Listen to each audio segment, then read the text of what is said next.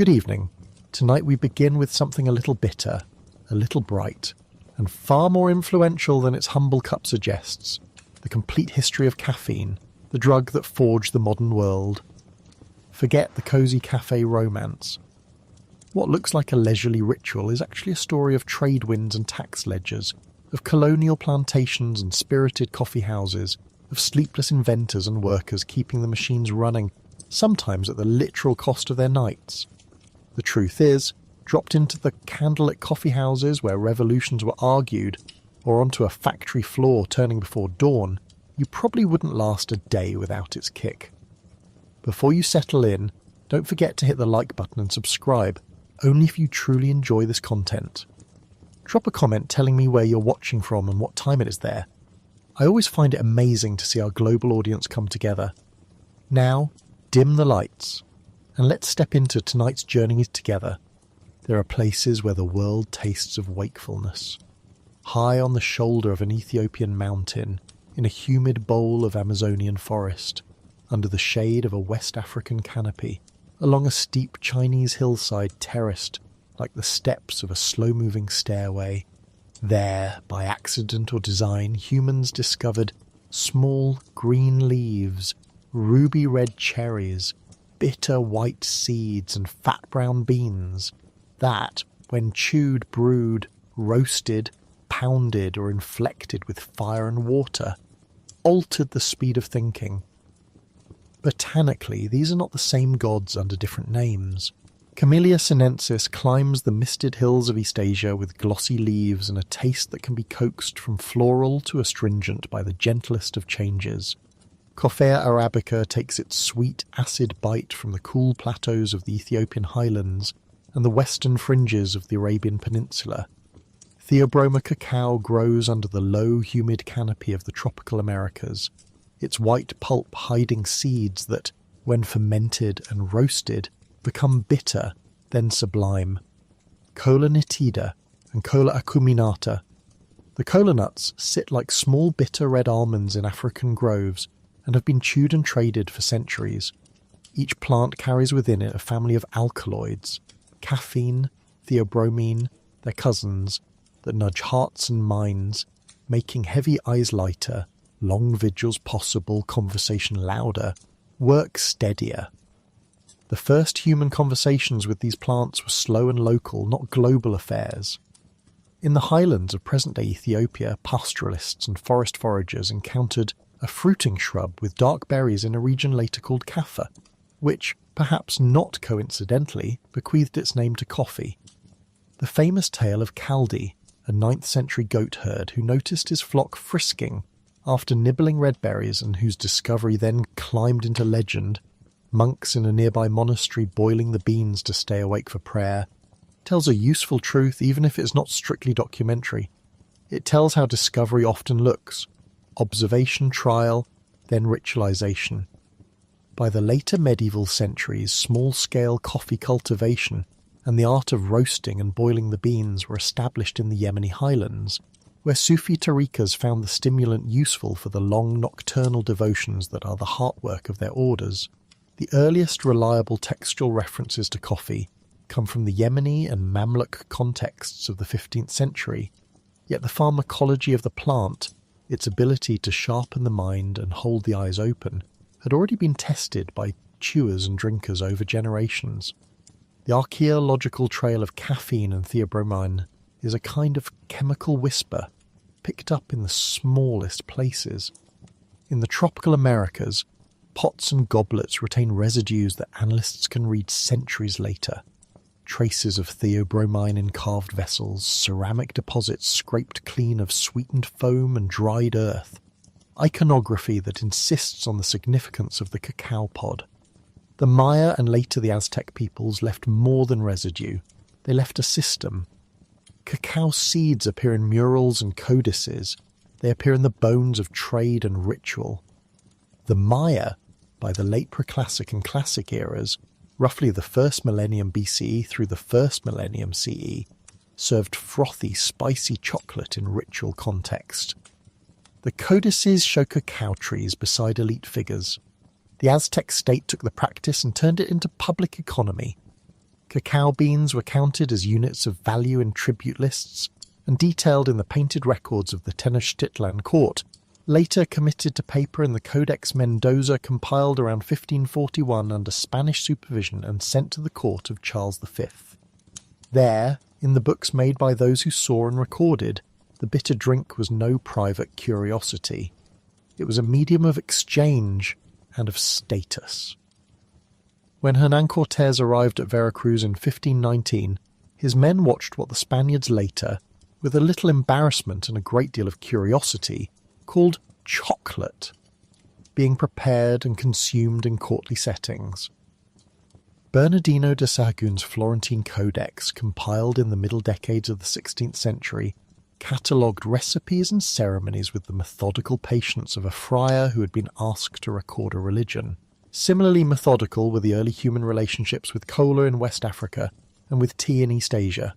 Cola nuts, bitter and long-chewed in the shade of village compounds from modern-day Nigeria, through Ghana and into Sierra Leone and the coastal forests, are recorded in European travel accounts from the 15th and 16th centuries as objects of exchange and ceremony. Among the Yoruba and Akan, cola was offered at weddings, at births, used in oaths. It was currency at a local scale. The trans-Saharan caravans of salt and gold that carried goods across desert to coastal markets picked up cola and pepper, the way a hand picks up crumbs, part of the daily fabric of trade that made kingdoms sensible and payable.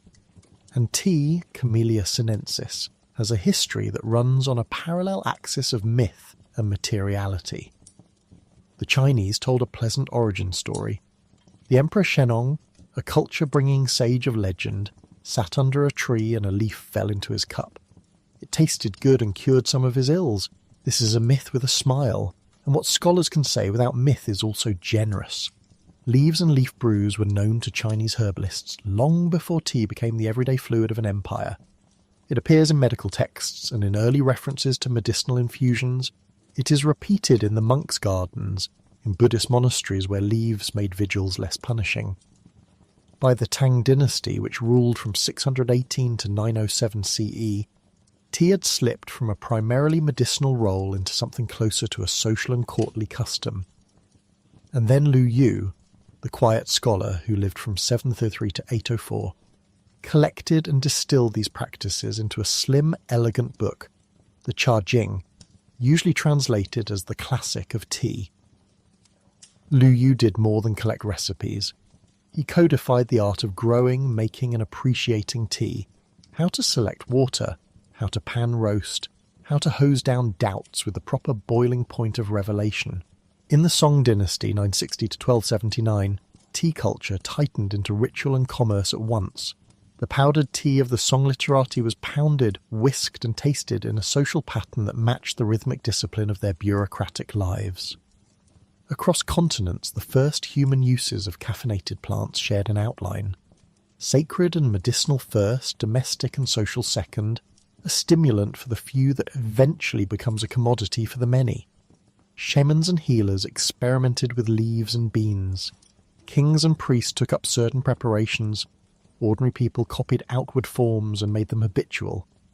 The logistics of those habits mattered. A material that could keep a watchful eye became strategically valuable. Monks used it for nocturnes, soldiers used it to keep men alert on long marches, administrators used it to stay awake over paperwork. In the Himalayan corridors, Tibetan caravans stuffed their packs with compressed tea bricks to trade for horses and salt. Tea as portable calorie and stimulant, a manufactured, transportable good. In Africa, cola fit into networks that connected towns and forests, making social gifts portable in ways a woven cloth could not. In the Americas, the cacao bean moved as both food and money, thereby entangling agriculture and state building from the beginning. To owe tribute in beans is to become a cog in a larger fiscal apparatus. Those early practices set repeating patterns. Ritualization made the plants respectable. Medicinal use made them legitimate. The taste for them made markets inevitable.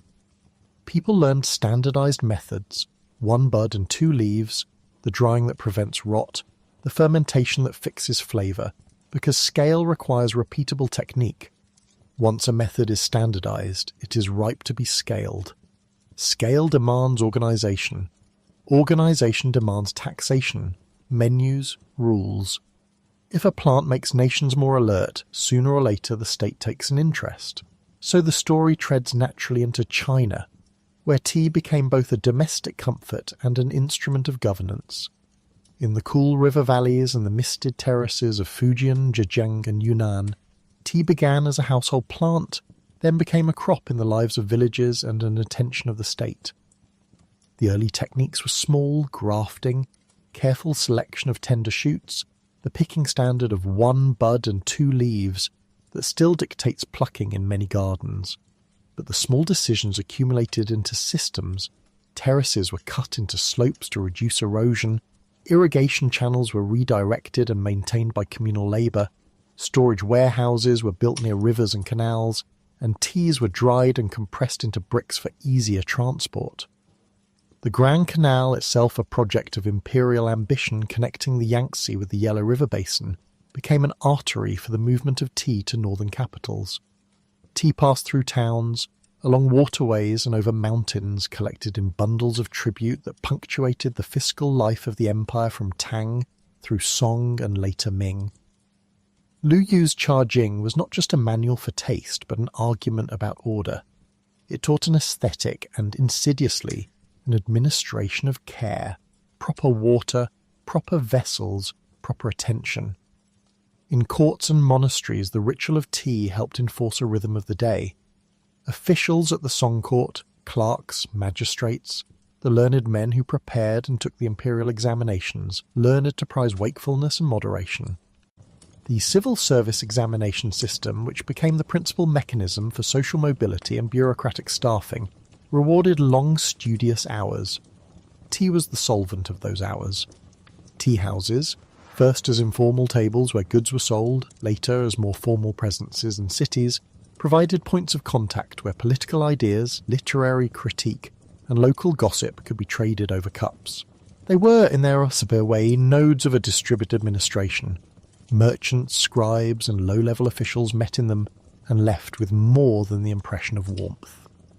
The Song dynasty accelerated commercial tea production. It commercialized taste. Powdered tea, an economy of whisks and bowls, circulated among literati who ranked into salons and official posts. But there were practical matters beneath the finesse. Tea tribute and tax lists recorded quantities in precise measures. Officials were appointed to collect and to ensure quality. Pack mules moved bricks from Yunnan and Sichuan along the Tea Horse Road to Tibet in exchange for horses, a trade that made sure regions stayed linked in reciprocal dependence. The Tea Horse Road was not a romantic short route, but a logistics system. Muleteers, caravanserais negotiated dues, and military oversight protected routes that tied the imperial heart to the empire's peripheries. The tribute system bound provinces to the capital with more than paperwork. It bound them with real perishable goods that required planning and predictability. Technological change arrived in small, practical steps that had large social effects. The Song practice of whisking powdered tea into a froth made certain kinds of equipment necessary. Stone mills to grind cakes, whisks to beat the leaf into foam, bowls to receive it. When the Ming dynasty, established in 1368, moved the aesthetic toward loose-leaf brewing, new ceramic forms became necessary. The teapot, the small vessel that allowed infusion and conservation of taste. Yixing clay teapots, appearing later, and the refinement of porcelain tea bowls were incremental improvements that changed how society drank. Each vessel carried the cultural logic of the method. Loose-leaf brewing encouraged smaller servings, repeated infusions, a pattern of social sharing. That pattern fit into a bureaucratic day. Quick infusions between meetings, steady warmth across a long afternoon of paperwork. Tea trade also became an instrument of soft power. Tribute channels guaranteed supplies to the court, but they also ensured loyalty. Provinces that produced sought imperial favour by offering the best leaves. The imperial bureaucracy, in turn, maintained the roads and waterways that made the tea trade possible. In the south, the river ports and the Grand Canal became distribution centres, and the movement of tea inland and out to coastal ports knitted regional economies to imperial need. Merchants who specialized in certain varieties, Longjing from the West Lake of Hangzhou, grown on the slopes west of that city and celebrated for its flat, pan-fired leaves, Pu'er from Yunnan, compressed and aged, Tieguanyin in Fujian with its oolong character, specialized in networks of buyers and brokers, creating the beginning of brands. When the state taxed and controlled these networks, when it mandated quality standards for tribute teas, it was practicing governance through agriculture and taste. This is not to suggest that tea only disciplined the state. It also loosened the routines of everyday life. Tea houses became the place where scholars and the public debated poetry, where merchants signed contracts and where urban culture was made. The rhythm of the civil service, examinations, long sessions of reading, memorization, was one of the pressures that made tea habitual. Literati drank tea as they annotated texts and wrote essays. Tea made literacy less of a solo asceticism and more of a communal craft. A tea bowl could be a pen companion. Where letters were read by light and conveyed by horses, tea was the liquid that kept fingers nimble. From the mountains of Yunnan and the terraces of Fujian, the narrative of stimulants folds back to the Americas, where cacao had already been doing its own political and sacred work long before Europeans looked across the Atlantic. For the people who tended cacao groves, be they early domesticators in the upper Amazon basin, or the Mesoamerican cultivators who perfected fermentation and processing, the bean was at once food, ritual object, and currency. The Maya carried cacao into the underworld and into marriage rites. The classic Maya left glyphs showing cacao pods and priests serving frothy chocolate at altars. The Aztec state at Tenochtitlan made cacao into tribute. The Codex Mendoza and other pictorial records show towns delivering bags of cacao beans. Cacao was part of the tally that bound provinces to the capital. The bean's fungibility as both drink and payment made it a particularly useful instrument for a state that needed to feed priests and armies and to establish calculable obligations. The bitter chocolate of the Mesoamerican court was not what Europeans would later crave. It was thick, often mixed with corn, sometimes spiced with chili and flowers, and always frothy because the foam carried symbolic significance. The higher the froth, the more distinguished the drink. Frothing was made by pouring from one gourd to another, by beating the liquid with a wooden stick, by ritual gestures that turned what might have been merely nourishment into a communication of status. The work of producing chocolate, harvesting pods, fermenting the beans so that the bitter pulp yields to the flavours of roast, drying them in the sun, shelling and grinding them into a paste, is a chain of careful seasonal labour. It connects the forest to the kitchen to the state. When Europeans arrived, they encountered this chain, and, like many newcomers to a refined system, they began to tinker. Cortés and his men found chocolate in the courtly rituals of Moctezuma II, whose reign lasted from 1502 until the Spanish siege in 1520. Cortés famously, or perhaps apocryphally, reported that Moctezuma drank the beverage extensively, served in great bowls, sometimes flavoured with vanilla and other aromatics.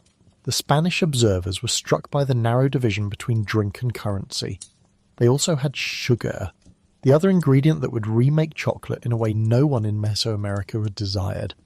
Sugar plantations in the Caribbean and Brazil, built on a new and brutal scale, made a sweetener available in quantities unimaginable across the pre-Columbian Atlantic. Sugar's economic logic, monoculture, export orientation, plantation labour, meshed with the European appetite for sweetened luxury and turned the bitter into a commodity. Spain was the first incubator of this transatlantic reinvention. In the early decades after conquest, chocolate crossed the ocean in a handful of chests and became at first a courtly novelty. The Spanish court in the 16th and 17th centuries refined recipes. Sugar, eventually milk, spices like cinnamon and vanilla, some even early forms of cream, until the froth in a European cup tasted nothing like an Aztec goblet at ritual. The chocolate house and the coffee house, in parallel fashion, would become fashionable nodes in European urban life in the 17th century. The transformation was not merely gustatory. Once sugar-laden chocolate became a fashion among the nobility, its demand fed plantations, shipping, insurance, credit networks, and a whole apparatus of transatlantic imperial logistics. A cup of chocolate implicated a distance of plantations, ships, colonial bureaucracies, and still more labour systems. This is the managerial truth often hidden behind a sweet cup. Commodity creation requires scale, and scale requires organisation. The reinvention of cacao also produced technological shifts. Grinding tools changed from stone metates used in Mesoamerican kitchens to millstones and later mechanised rollers in European workshops. The texture changed. The infusion of milk and the later industrial processes of the 19th century, such as conching and emulsification invented in Swiss and British factories, made chocolate a solid bar as well as a drink. But the critical change was cultural. A sacred drink became a bourgeois commodity, then an industrial product. The passage from ritual to commodity passed through many hands and many systems. It was moulded by taste, but it was organised by prices and shipping routes, by colonial agricultural policy and the decisions of merchants in Amsterdam and Seville. Throughout these converging stories, tea in the terraces of China, coffee in the Sufi lodges of Yemen and the markets of the Ottoman Empire, cacao in the courts of the Maya and Aztec, cola under African canopies, there is a common structural rhythm. First, local knowledge. A leaf, seed or bean has particular properties. Some human touch unlocks those properties. Second, ritual. Shamans, priests, monks ritualize consumption and thus institutionalize it. Third, economy. The good becomes tradable. It is standardized and taxed. Specialists appear. Fourth, scale. Transport networks, storage technologies and administrative practices adapt to move and control supply. These rhythms move like a slow tide barely noticeable day to day, building a coastline of consumption that later, centuries would mistake for the sea itself. If we stand back with an historian's calm and a storyteller's patience, we can see why these plants matter beyond the immediate pleasure of a hot cup. They were solvents for empire and for intimacy alike. Tea in China was as much an instrument for stabilising an administrative day as it was a flavour. It funded offices and made an examination system bearable. Cacao was minted into the daily calculations of Aztec tribute and then repurposed into Atlantic trade that changed soils and labour. Coffee, by making the late-night watch survivable, helped sustain literate cultures of debate in cities from Mecca to Istanbul to London.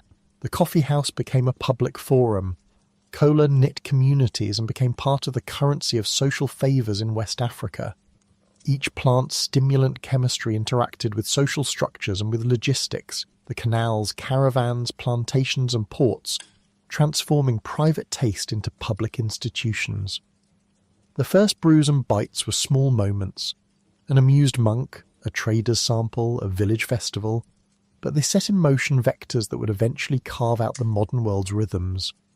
The slow invention of processing techniques, of storage and of the standards, makes the first discoveries less romantic and more bureaucratic, which is to say more consequential.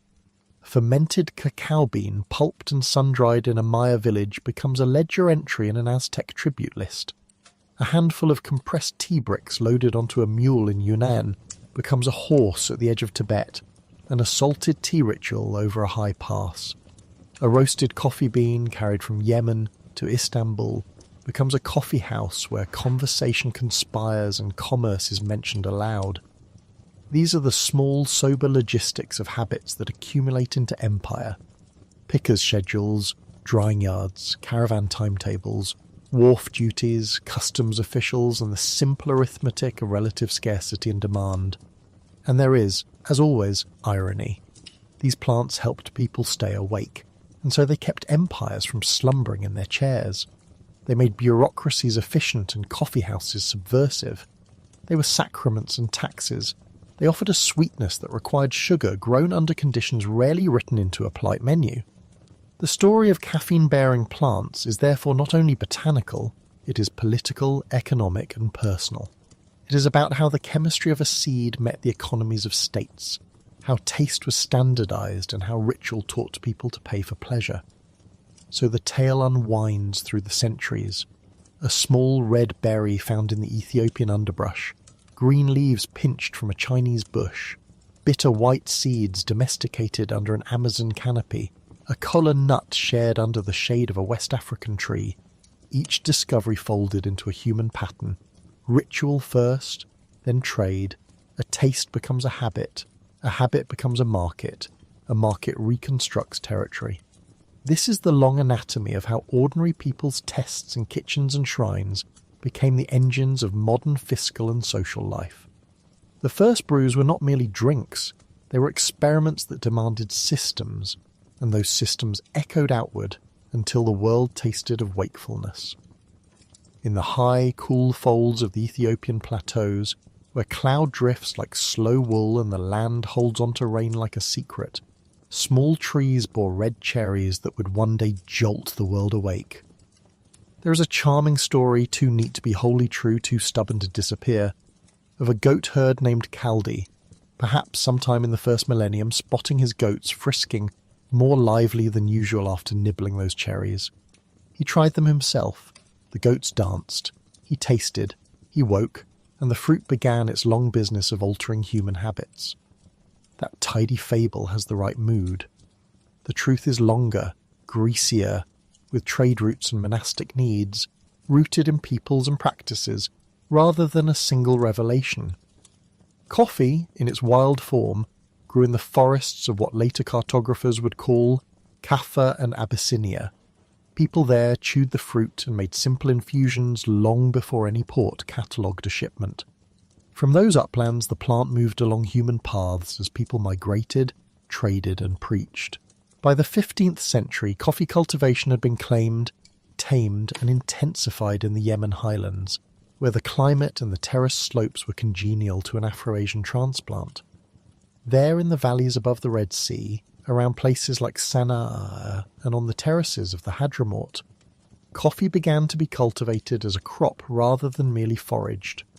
The port of Al-Makka, Mocha, on Yemen's coast became the outward face of this interior economy. Its name would be stitched onto the commodity itself. Yemen did not send seeds out the same way later colonial empires would scatter plants.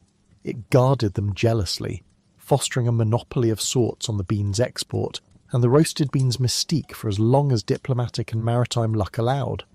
Coffee's sharp utility found a natural constituency within Islamic devotional culture. Sufi orders, those mystical, nocturnal strands of Islam devoted to long vigils, dhikr and trance-like forms of remembrance, needed stamina.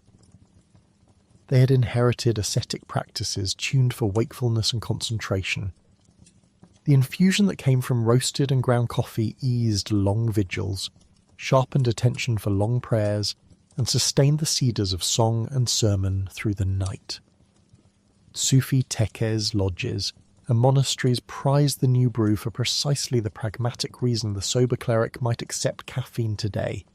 It kept the eyes clear enough to read sacred texts and the mind sharp enough to remember lines of poetry and exegesis.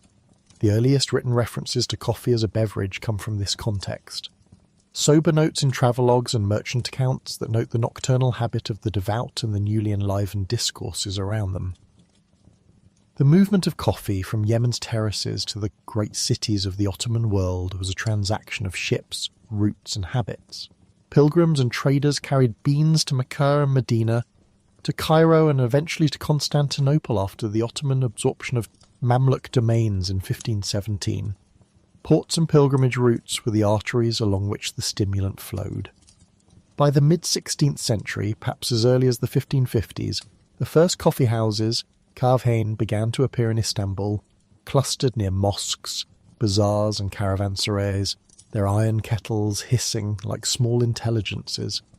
Men sat on rugs or wooden benches. The air was brown with steam and smoke, smell of roast and water, and the leather of well-used cushions.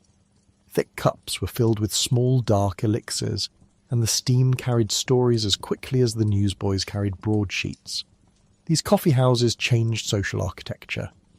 They were not taverns in the European sense. They did not primarily peddle alcohol. nor were they simply market space. They were public in a new way, open to men of different professions, informal and comparatively inexpensive compared to the formal seraglios of patronage. Lawyers sat beside artisans, poets sat beside tax clerks.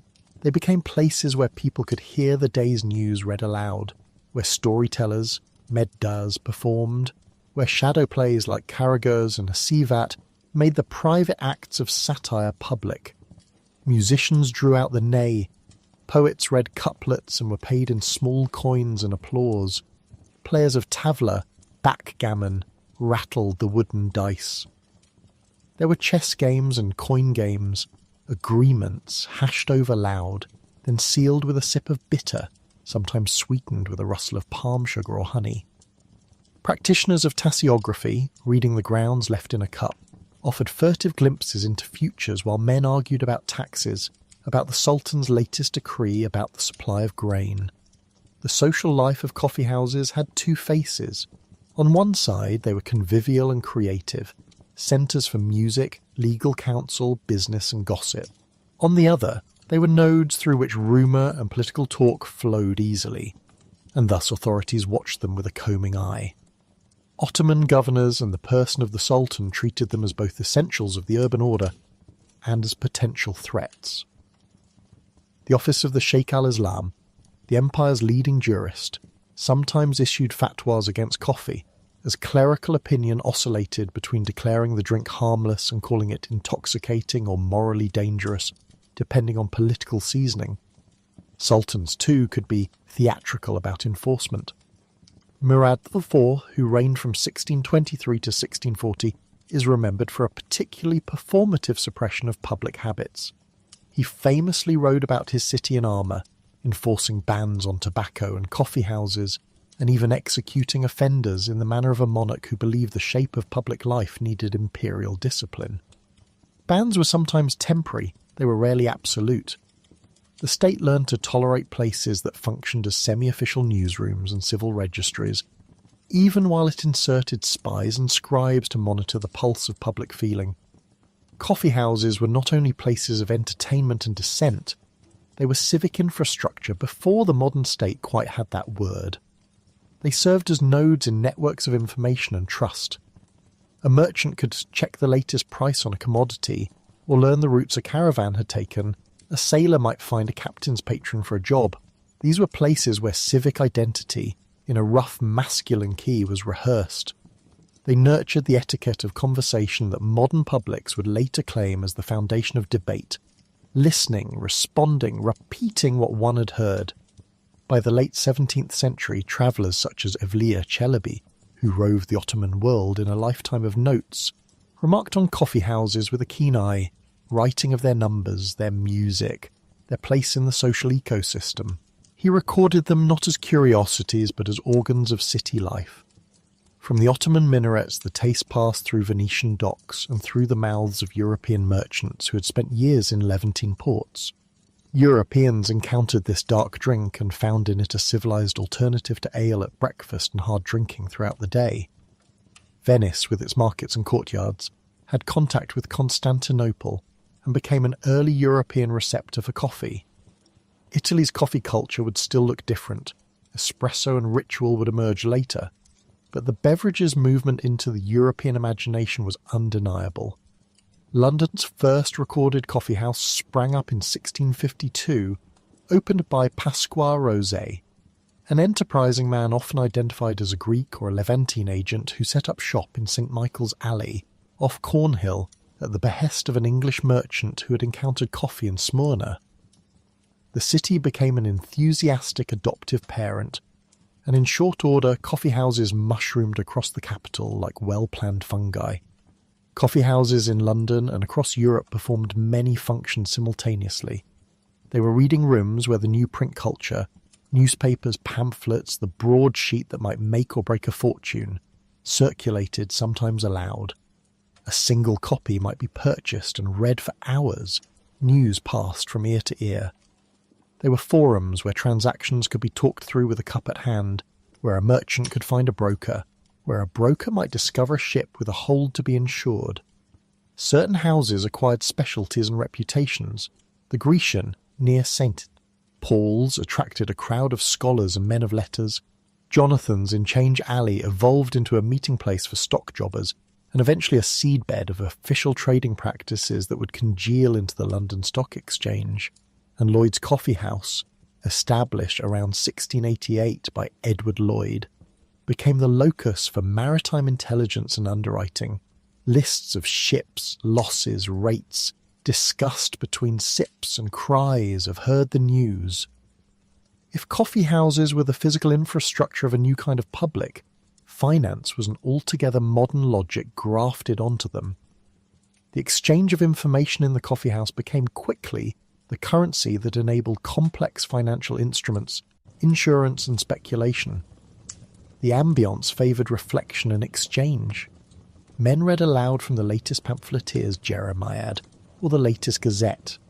They argued about the nature of power, of the rights of parliaments and of princes. Out of those debates came the practices of what later historians called the public sphere, spaces where opinion could form outside the direct control of court and church. The coffee house was a proto-salon, only instead of the curated conversation of a Parisian salon run by a salonière, it was a noisy agora of heterogeneous men, where the same conversation could be repeated, iterated, and adapted. Enlightenment ideas germinated in such soil. In Paris, the Café Procopi, founded in 1686 by Francesco Procopio de Coltelli, an Italian who had perfected a clearer coffee made with refined sugar and milk, became a haunt of Voltaire, Diderot, Rousseau, and countless others who scripted the language of philosophic skepticism into the public idiom. The Café de la Régence became the chessboard of philosophy and politics. The chess pieces themselves carried conversation across tables. London's coffee houses were more mercantile in tone but no less intellectual. They hosted pamphlet writers, satirists, and men who would invent the terms through which nations would later argue about themselves. Tea also arrived in that crucible and settled into British life with a speed that surprised continental observers. The British East India Company was the principal actor in making tea a national habit. By importing vast quantities of Chinese tea from Canton in the late 17th and 18th centuries, the company turned what had been an exotic, expensive commodity into a mass staple. Tea's ceremonial domesticity, cups with saucers, polite time slots, the family hearth, helped forge a sense of Britishness around a beverage. Men consumed coffee in the intellectual fora. Women more often assembled in the domestic parlours and, when urban public tea rooms later appeared, in different publics. Tea's social choreography, afternoon tea time, became as much an identity as religion or law. The union of caffeine and sugar was nearly instantaneous in taste. The British wanted their tea sweet. Sugar, which had once been an exotic import, became the necessary partner of tea, coffee and chocolate, a culinary co-conspirator that softened bitterness into a new kind of civility. The taste for sweetness is where the story darkens. The rising European appetite for sugar coincided tragically with the age of expansion. Sugarcane is not a plant harvested by a few hands in a family garden. It is the engine of plantation agriculture. The first commercial-scale sugar cultivation in the Americas began under the Portuguese in Brazil in the 16th century and then expanded explosively in the Caribbean under English, French and Dutch colonists in the 17th and 18th centuries. Barbados, colonised in the 1620s, moved from tobacco to sugar during the Sorties and Simpties. Its transformation was a model of what historians later called the Sugar Revolution. The consolidation of land into large estates, the deployment of capital-intensive mills, engenhos in Brazil, with their heavy wooden and stone infrastructures, and the importation of vast numbers of enslaved Africans to provide the labour that planters would not supply themselves. Plantation logistics were brutal, efficient, and shaped by the same rationalities that produced shipping schedules and market-based trade. Sugar required planting, cutting, pressing, boiling, the boiling house that turned cane into crystallized sugar and molasses. The molasses would be transported to distilleries, and from molasses came rum, a potent and profitable derivative. Rum would itself become a commodified molasses distill used in exchange networks, sometimes traded in Africa for more enslaved workers. The triangular trade, manufactured goods out of Europe, human cargo out of Africa, tropical commodities like sugar and coffee back to Europe, was not merely a sentimental image but an organised business model, fossilised into corporate charters like the Royal African Company, chartered 1672, which operated under royal sanction and the logic of profit and monopoly. Colonial law codified the exploitative logic that sugar demanded. The English in Barbados wrote the Barbados Slave Code in 1661, a stark legal instrument that regulated the ownership, punishment and status of enslaved Africans, transforming social violence into procedural forms. France issued its Code Noir in 1685, a royal decree that sought to regulate slavery in its colonies, asserting state control over slavery's brutality with an administrative hand that was as much about property as it was about people. These were not humane reforms. They were legal scaffolding to stabilise an economy built on forced labour. The staggering logistics, ships, warehouses, auction blocks, insurance policies allowed planters to think of human beings as cargo to be priced, insured and moved with the same grim bookkeeping applied to casks of rum. Scale is crucial to grasp. The slave trade was not a moral lapse of a few, it was an industrial-scale displacement of persons. Over the long run, roughly 12 million Africans are estimated to have been embarked across the Middle Passage, and millions more were conscripted into the new colonial orders through forced labour and conquest. Numbers hardened sorrow into structural fact. Ports in West Africa, El Mena, Cape Coast, Gorée became nodes in an export economy for bodies. New World plantations like those in Jamaica, Saint-Domingue, São Paulo and the Brazilian coast grew into societies where the enslaved outnumbered the free, and the rhythms of life, planting season, harvest, cane cutting, were timed by sugar prices in London and Bordeaux. Wealth flowed back to Europe. It built houses, endowed institutions, paid for paintings and comfort, and financed the very coffee houses where men argued about liberty and rights. That irony is not subtle. The coffee house intellectual debating natural rights might have sipped cups sweetened by sugar produced on someone else's back. The financial machinery that lubricated this system was modern in form. Insurance houses in London underwrote voyages. Speculators bought titles and shares. Banks extended credit to planters and merchants who mortgaged estates for new pumps or to buy more enslaved labour. The same coffee houses where news of cargo and of market prices circulated were also where creditworthiness was whispered and negotiated. When markets turned, as in the South Sea bubble of 1720, the very venues for speculation, the coffee houses, became confessionals where men learned their losses and planned the next venture. Insurance and speculation trickled into the fabric of imperial expansion. One could insure a human cargo, buy shares in a trading company chartered to exploit a region, and send a press for sugar refinement across an ocean, all with an ease that began to resemble modern capitalism. And the environmental footprint of these economies was immediate and unforgiving. Islands that had been densely forested were cleaved open for cane. Hillsides were terraced and soils were exhausted. Sugar mills required vast amounts of wood for the boiling houses, leading to deforestation that in some islands left exposed soils that would wash away under storms. Hurricanes, pests and blights were existential threats to plantations.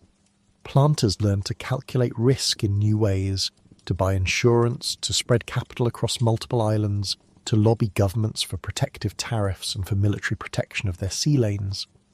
The product that seemed to sweeten a civilised tea in England, or to make the bitter cup plain in Paris, had for its production a very different arithmetic at home that calculated mortality, reduced biodiversity, and the long-term impoverishment of soils. The political consequences were inevitable. Taxes on sugar and molasses became flashpoints of imperial governance. The Molasses Act of 1733, an attempt by the British Parliament to control colonial trade by taxing molasses imported from non-British colonies, strained the economies of New England distillers who depended on cheaper French and Dutch molasses. Enforcement provoked smuggling as a pragmatic response. When taxation reached tea in the form of the Tea Act and led to the Boston Tea Party of 1773, colonists threw chests of taxed tea into the harbour, an act that dramatised how central these stimulant commodities had become to identity and to political economy. Tea, sugar, coffee, they were not merely flavours but contested currencies of identity and power. The Atlantic world also witnessed resistance that was calibrated to the scale of exploitation. Slave rebellions erupted again and again, not as isolated spasms but as structural responses to an economy that rendered people fungible. The Stono Rebellion in South Carolina in 1739, the repeated insurrections in Jamaica such as Tacky's War in 1760, and, most consequentially, the revolution in Saint-Domingue beginning in 1791, all challenged the plantation order. Saint-Domingue, a French colony, had by the late 18th century been one of the richest in the world, its plantation economy producing enormous quantities of sugar and coffee for the European market. The Haitian Revolution shattered that wealth, but not before it had exposed the fundamental contradiction of an economy premised on human bondage producing goods that fueled talk of universal rights and liberty in Europe. Here the irony was pointed. The language of enlightenment, often brewed in the coffee houses and sipped with sugar, collided with the bloody arithmetic of bondage in the colonies. Cultural practices also shifted as a result of this global rearrangement. Chocolate, once an exclusively Mesoamerican ceremonial drink, was transformed in Europe through sweetening and milk into a European luxury, then a commodity. Coffee's own taste was adapted to local palates. In the Ottoman lands it tended to be bitter and small, in British and French cities it grew sweeter, sometimes with milk, sometimes with heavy sugar. The kitchens of Europe and the colonies reflected global flows. Sugar that once perfumed royal trestles now sweetened infants' cups and soldiers' rations. By the 18th century, what had been elite indulgence became a mass habit. Tea in British households, coffee in the city's offices, sugar sprinkled liberally in many kitchens. For better or worse, the stimulant economy knitted together the metropole and the plantation so tightly that political, economic and social life could not be disentangled. And so the modern world was forged in part by this peculiar alchemy. A small plant eaten by grazing goat herds became a grain of habit that travelled across deserts, across seas, into lodges and coffee houses, and into the very ledger books by which empires kept accounts. Sufi ascetics who wanted to keep vigil shaped the early cultural use. Ottoman kahvahans structured public life in cities from Bursa to Salonika. Venetian merchants introduced the taste into Europe. The coffee houses of London and Paris scaffolded an enlightenment of pamphlets and wagers. The tea trade and its demands for sugar helped to ordain a plantation system that depended on the forced migration and labour of millions. In the clink of a cup and the rustle of a paper one can hear the faint echoes of ships creaking at anchor, of sugar boilers hissing, of contracts signed and men and women priced and moved, is not pleasant to think of, nor is it avoidable when one tries to explain how a stimulant, a molecule that keeps neurons firing, could have such geopolitical import. There is a dark humour in the scene if you tilt your head just so. Civilizations fussing about sobriety and reason, arguing about human rights in the very places whose cups were sweetened by sugar, whose production robbed others of liberty. Men who argued about the nature of property while owning people. Philosophies of freedom warmed by beverages that were the product of chains. The irony is a kind of bitter spice on the tongue of history. And yet there is also the quieter truth that these places, the coffee houses and cafes, were incubators of new forms of civic life. They normalised the exchange of information as a social good. They taught habits of listening, public argument, of the transmission of printed matter outside courtly patronage, the spread of the press, the development of market-based finance, the circulation of ideas that would inspire reform and revolution. These all have partial roots in the practical sociability of a hot cup in the hand and the room full of other hands. But the cultivation that made that cup sweet, sugar's plantations, rewrote the map of labour and species, of land and sea, of moral imagination and economic calculation. To follow caffeine from its humble wildness in Ethiopian forests through Sufi vigils and Ottoman caverns, into Venetian docks and London alleys, to the salons of Paris and the plantations of the Caribbean, is to trace an uncommonly intimate global history, a story of the metabolism of people and land and capital. It is the history of taste as engine of empires. It is the history of how a small bioactive molecule arrived at the centre of social routines, and then, by a necessary and ugly arithmetic, sweetening, shipping, enslaving, became a lever for profit and a cause of ruin. We drink and we read, we speculate and we legislate. We are lucid and we are cruel. The cups tell this much. They keep the night. They keep the debate. They keep the ledger. And like all good things cradled in the hush before sleep, they contain a beginning and a wakeful end. The next turn in the story, how the coffee house and the tea table in Europe fostered the economies of print and exchange, how stock jobbing and insurance grew from casual discussion into structured markets, and how sugar's demand propelled a transoceanic industry of bondage, unfolded slowly and then explosively in the 17th and 18th centuries. The reading rooms of London and Paris became training grounds for the habits of modern civic life, the exchange of information, the formation of public opinion, the development of networks that would later be called civil society. Paper and roast, press and percolator, ledger and cup, each pushed the other along, each needed the other. The stimulant and the sweetener, the brain's quickening and the plantation's extraction, became a single architecture of modernity. When one sits in a quiet cafe somewhere calm with the cup's heat warming the palm and a paper or book at hand, it is tempting to imagine that what is in the cup is merely a pleasure. But if you listen closely, you hear the old trade winds, you hear the creak of a sugar-laden hull at anchor in a colonial port, the clatter of a press, the laughter of a room where liberty is argued between sips. The history has a rhythm of trade winds and heartbeats. The rhythm has a cost. It also, for better and for worse, made the modern world as we now know it, caffeinated, read, debated, taxed, insured and sweetened all at once. The coffee plant left Yemen as if slipping out of a dim monastery, carrying inside its glossy cherries a charge that would go on to redraw coastlines and budgets, to reconfigure fields and factories. By the late 17th century, that small restless shrub, Coffea arabica, had been carefully expropriated from the highland gardens of Mocha and Aden and packed aboard European ships, not merely for taste but for empire. The Dutch East India Company, that great administrative behemoth whose charts and ledgers stretched from the Low Countries to the Spice Islands, was the first to translate coffee into a genuinely global commodity. Around 1616, merchants and botanists in Amsterdam coaxed living plants into greenhouse beds. By mid-century, live seedlings had been carried to Batavia and to the wet volcanic soils of Java. There, under the Dutch colonial apparatus, coffee was no longer a curious beverage, but a strategy of extraction, a crop to be multiplied, regimented, and shipped back to Europe in quantifiable tons. Java, the name came to mean a kind of coffee itself, was the site of one of the earliest and most complete transformations from botanical curiosity to export machine. The VOC established plantations and relied on a variety of labour arrangements.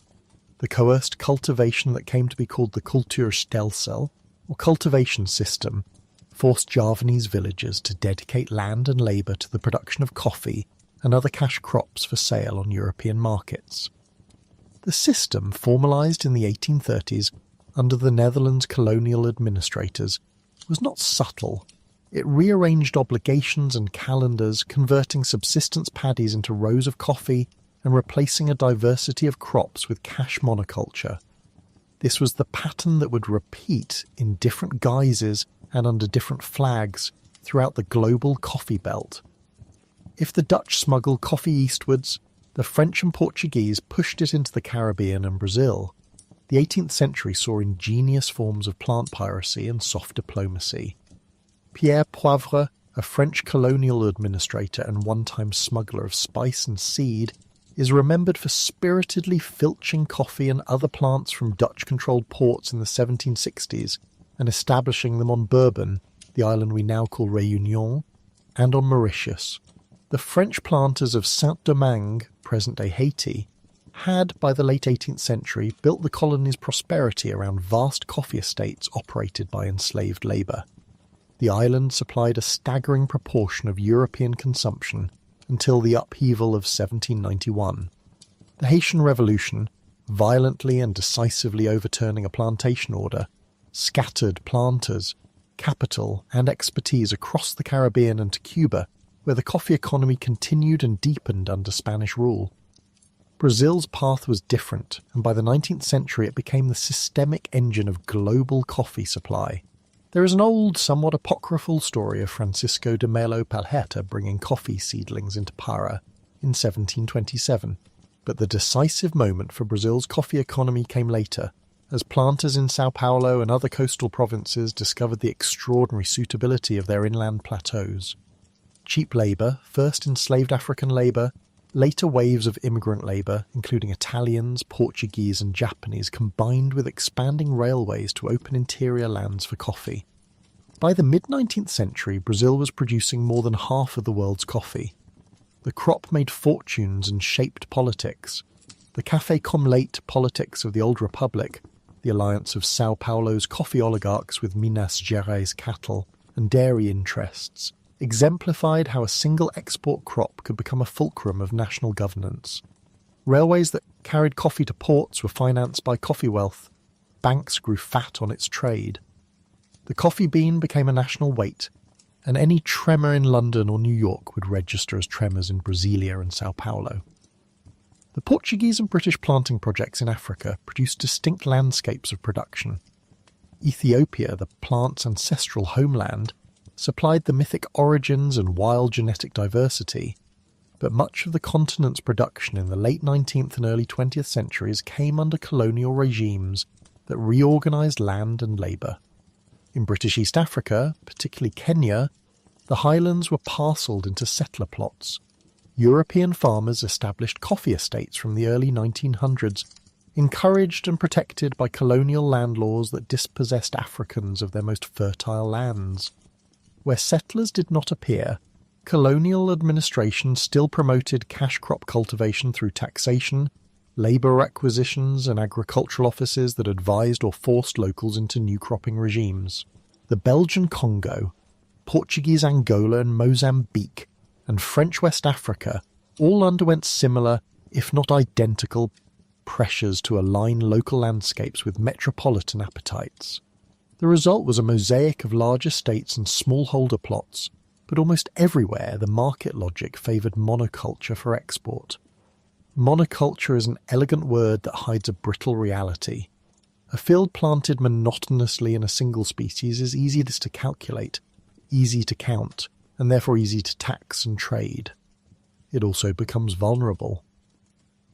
The coffee leaf rust, Himalaya vastatrix, is one of those small biological narratives of disproportionate consequence. Emerging in the mid-19th century, rust disease moved like an invisible hurricane through plantations. Ceylon, today's Sri Lanka, experienced a catastrophic blight beginning around 1869. Coffee there had been planted in extensive monocultures.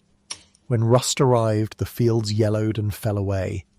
European planters, confronted with the collapse of coffee, had to find alternatives. James Taylor and other enterprising planters switched large parts of Ceylon to tea, and the British colonial economy adapted. Tea became the island's new export backbone. The rust did more than rearrange crops. It rearranged fortunes, reminding planters and politicians alike that global commodity chains were not inexorable but brittle, winner-take-all systems susceptible to cheap pathogens and shift in tastes. Labour under coffee was regimented in the service of that brittle system. In the Americas and Caribbean, coffee plantations were often sites of slavery. African enslaved labour built and sustained estates in Brazil, in Cuba, in Haiti, in Trinidad. Emancipation did not end the logic of coercion. Planters, worried about labour shortages and costs after emancipation, turned to systems of indenture and migration. The British transported hundreds of thousands of Indian labourers to work in the Caribbean and in Mauritius from the 1830s onward. They worked under contracts that often mimicked indenture more than free labour. In Brazil, the end of slavery in 1888 was followed by massive immigration programs that brought Europeans and later Japanese to plantation regions, creating a new labour mix, but not a fundamentally different power relation. In East Africa, forced labour, tax regimes designed to compel cash labour, and land alienation pushed local populations into wage labour on European-owned estates or into migratory labour streams to urban centres and mines. The logistics of production, shipping and storage were as consequential as the labour regimes. Coffee moved in sacks, in ships designed to maximise space and minimise voyage time. The British and Dutch merchant navies, and later the steamship lines of the 19th and early 20th centuries, knitted producing plantations to consuming metropoles. Port infrastructure, wharves, warehouses, cold chains where necessary, was built by colonial states and private companies, while commodity brokers tracked prices and speculated feverishly on futures. The New York Coffee Exchange and the London market set prices that cascaded down the chain to planters who had little control over them. Exchange rates, tariffs, and shipping costs could make a year's labour worthless. So could a single poor harvest due to rust or drought. Economic volatility created political volatility. The coffee booms of the 19th century produced immense wealth, but also fragility. Brazil's dependency on coffee made national policy hinge on valorization schemes, government interventions to maintain prices, such as those undertaken starting in the early 20th century. The government would buy and withhold coffee from the market, sometimes destroying surpluses or storing them to stabilize the price. Elsewhere in Central America and Colombia, coffee barons influenced constitutions and administrations, shaping labour laws, infrastructure spending, and even the direction of foreign policy. Guatemala's late 19th century liberal reforms, under leaders like Justo Rufino Barrios and his successors, pushed communal lands into private hands, often forcibly, to create a coffee-producing class that was married to export markets. The political consequences were long-term. Land concentration, environmental change, and social stratification followed the coffee rose like a shadow. Yet producing societies were not homogeneous victims of the global market. They adapted, resisted, and sometimes prospered. Smallholder agriculture, promoted in places like Kenya and Colombia in the 20th century, offered a different model. Dispersed producers selling to cooperatives or to state-run marketing boards. Costa Rica's coffee growers forged a relatively cooperative agrarian class that invested in public goods and institutions. Coffee revenues helped build schools, roads, and the early institutions of the Costa Rican state. In other places, the coffee economy entrenched inequality and made political reform difficult, while in still others, farmers diversified into other crops, or into processing and specialty markets that offered higher margins. The spread of coffee cultivation thus reconfigured land, labour, and the very notion of what constituted a viable economy. It was a story of botanical migration and bureaucratic design, of ships and speculators, of leaf diseases and tariff wars. It was also a story of people in fields, of harvests taken at the right time, of drying patios smelled by the sun. Coffee did not merely feed metropolitan habit. It carved new geographies of labour and capital, producing the world that would be sold back to the world in 1,000 small paper cups. As the commodity chain solidified, scientists in laboratories elsewhere began to study what was happening when people drank those cups. The 19th century brought chemistry as a professional practice, and with it a patient curiosity about the active principles in familiar plants. In 1809, Friedlieb Ferdinand Runge, a German chemist encouraged by Johann Wolfgang von Goethe, isolated an alkaloid from coffee beans and named it caffeine. He produced a crystalline substance, bitter and potent in small amounts.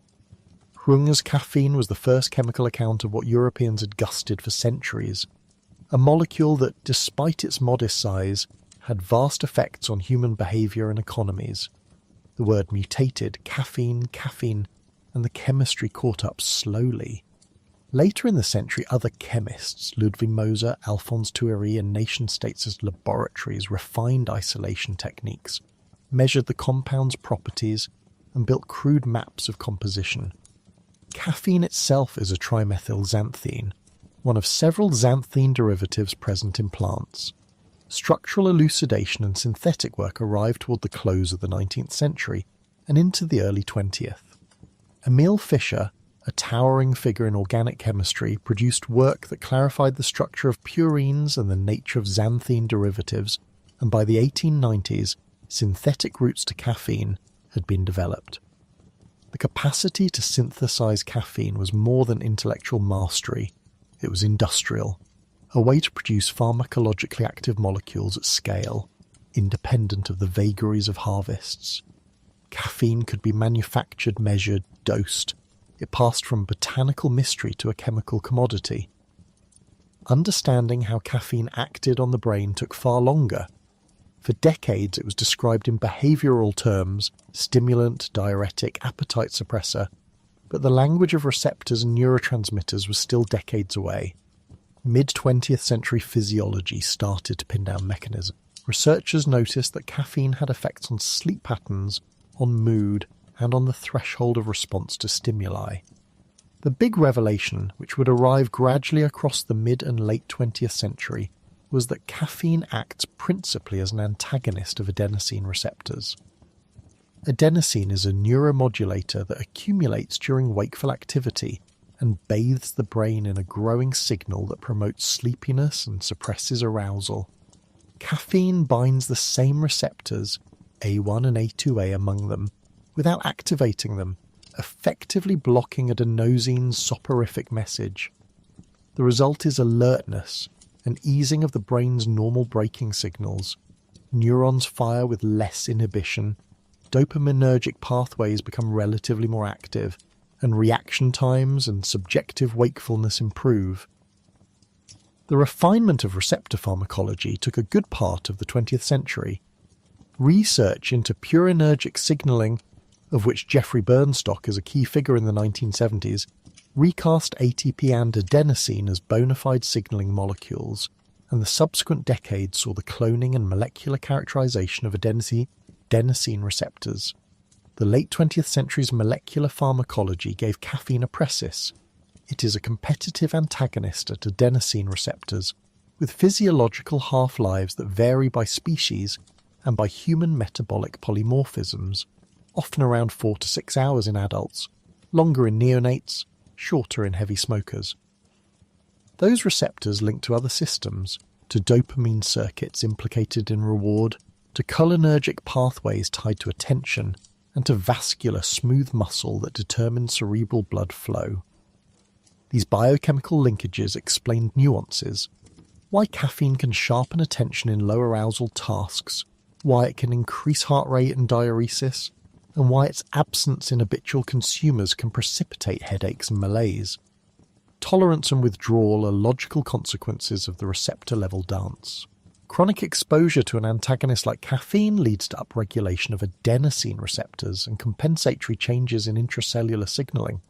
Habitual consumers report less dramatic stimulant lifts with their morning cup than novices do, and when they stop abruptly, they often suffer headaches, vasodilation mediated by unblocked adenosine receptors, and a cloud of fatigue and irritability.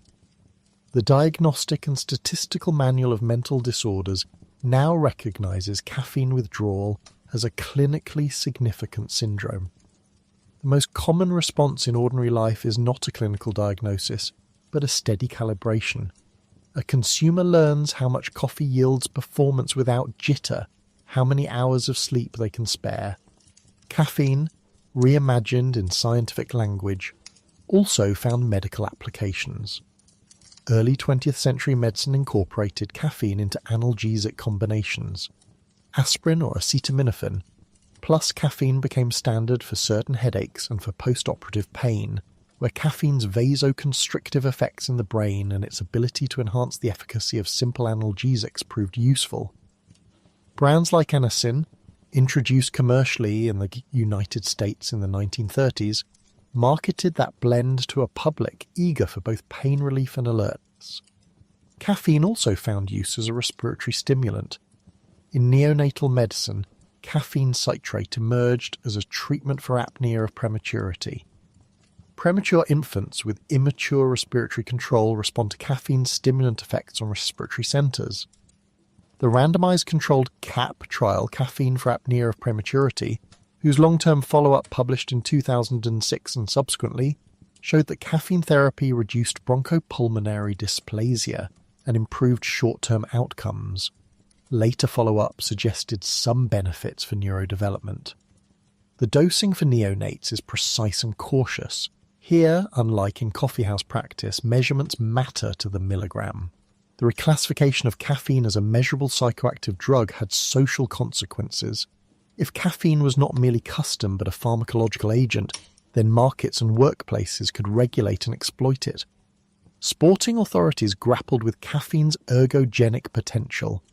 The International Olympic Committee once monitored and regulated urinary caffeine thresholds, and until 2004 caffeine appeared on lists of substances of concern, only to be removed from the prohibited list and placed on monitoring lists thereafter. The logic was pragmatic. Caffeine was ubiquitous, and casting it as illicit would criminalise a mass behaviour. Pharmaceutical firms capitalised on caffeine's properties in cold remedies, analgesics, and even weight loss products. And as laboratories perfected synthetic caffeine, the molecule could be dosed, sold, and combined with impunity. That pharmaceutical framing of caffeine mirrored its social embedding in work. The modern industrial timetable, the precise, segmented, regulated calendar of work that historians like E.P. Thompson wrote about, did not descend from the sky. It was argued into being by clocks, by factories with whistles and fixed shifts, by railways that required timetables, and by telegraphs that synchronized distant operations. Stimulant consumption fit neatly into that project. A cup of coffee at dawn and another mid-morning could extend wakefulness, blunt the appetite, and make a worker's body conform to the clock. Employers quickly recognized the practical value of caffeinated labour. In 19th century factories and mines, owners discovered that caffeinated workers could perform repetitive tasks for longer stretches. Foremen observed fewer slowdowns in the hour after a communal brew. The coffee cup, plain, hot, immediate, became a tool of productivity. The ritual of coffee breaks, the micro-institution that codifies a minute or two out of the flow of labour, is modern but also ancient in its essentials. Guilds and merchant houses had long paused for draughts of ale or cups of tea. Coffee houses in London, such as Lloyd's in the late 17th century, served as nodes for commerce and for the organisation of time.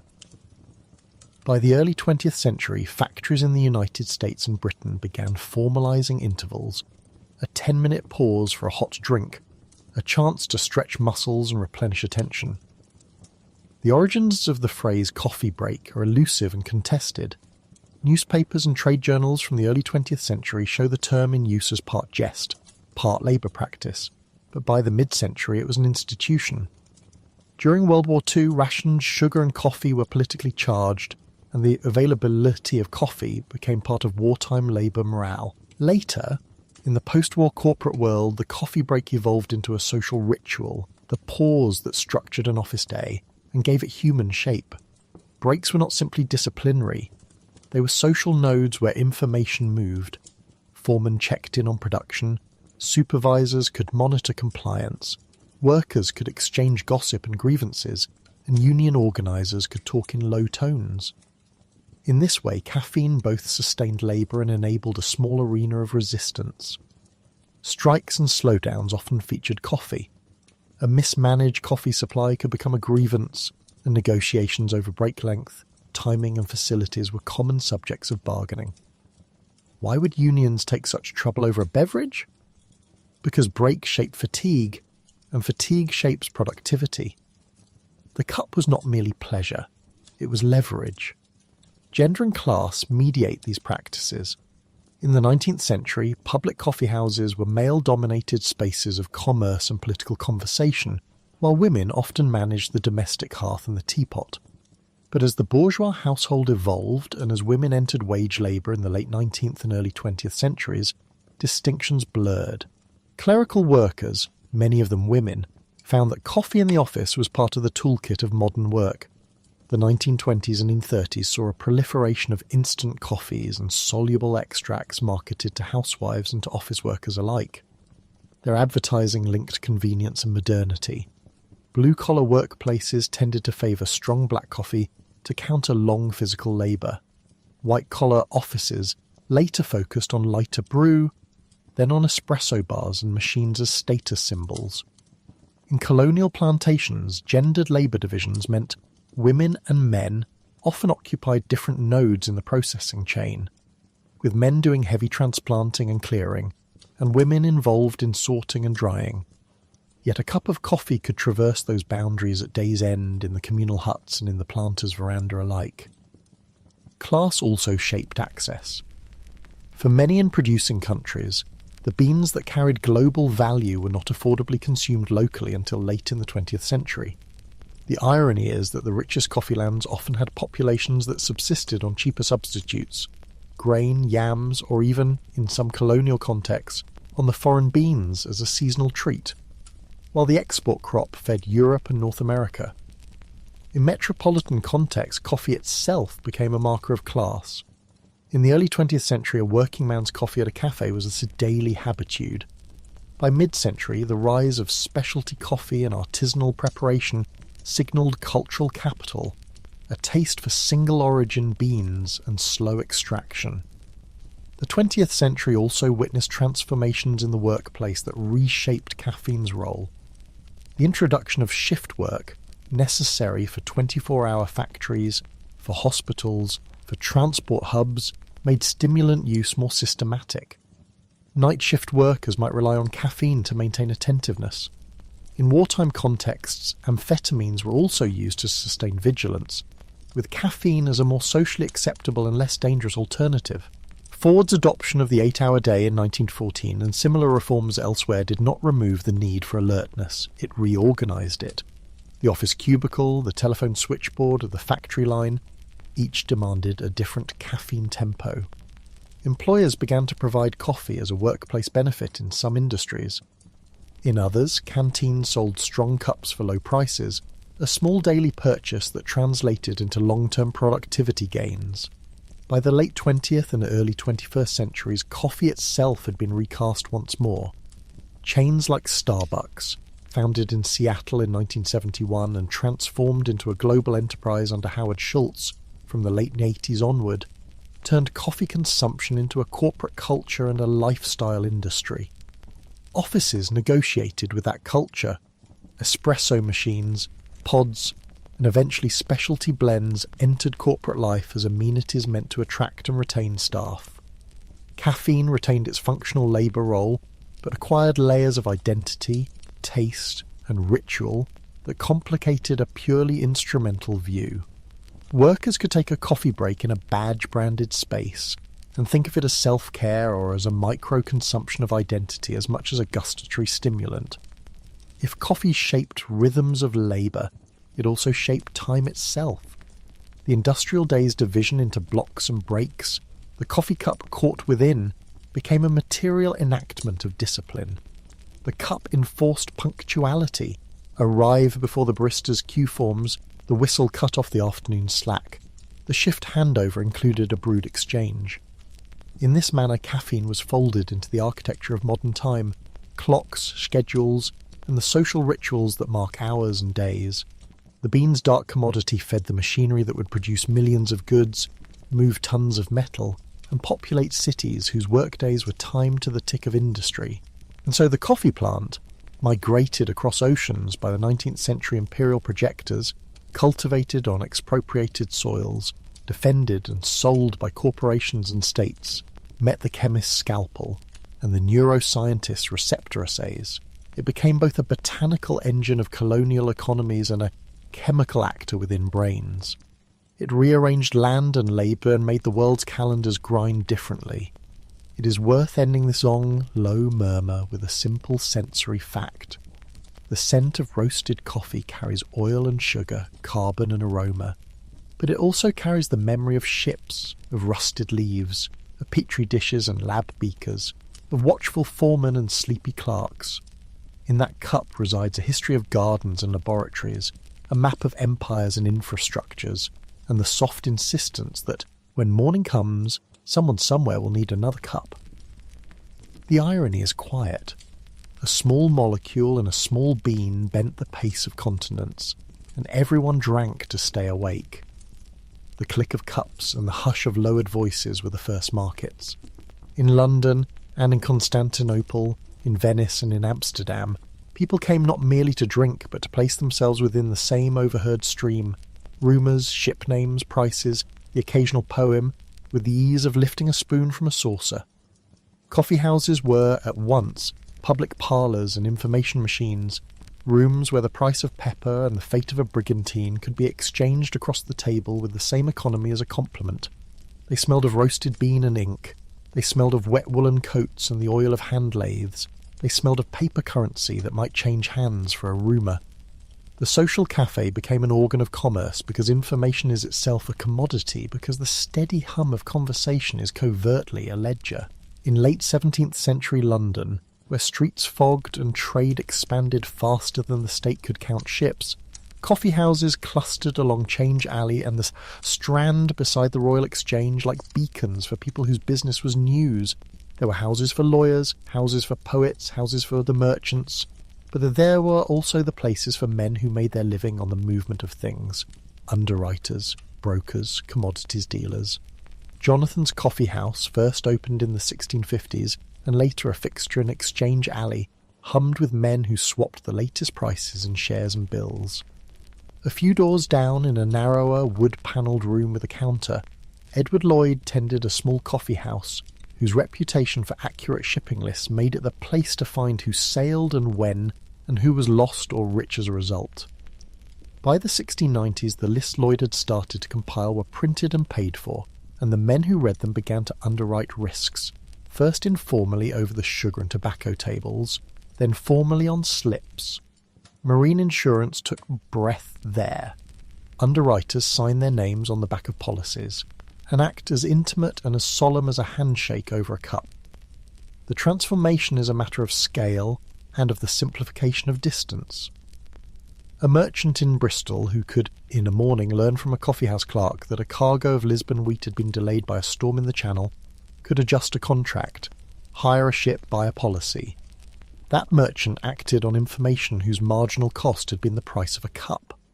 The modern market, in its accepted sense, needs three things: a place to gather information, mechanisms to exchange promises, and instruments to break those promises into pieces small enough for strangers to trade. Coffee houses offered all three. They gathered information.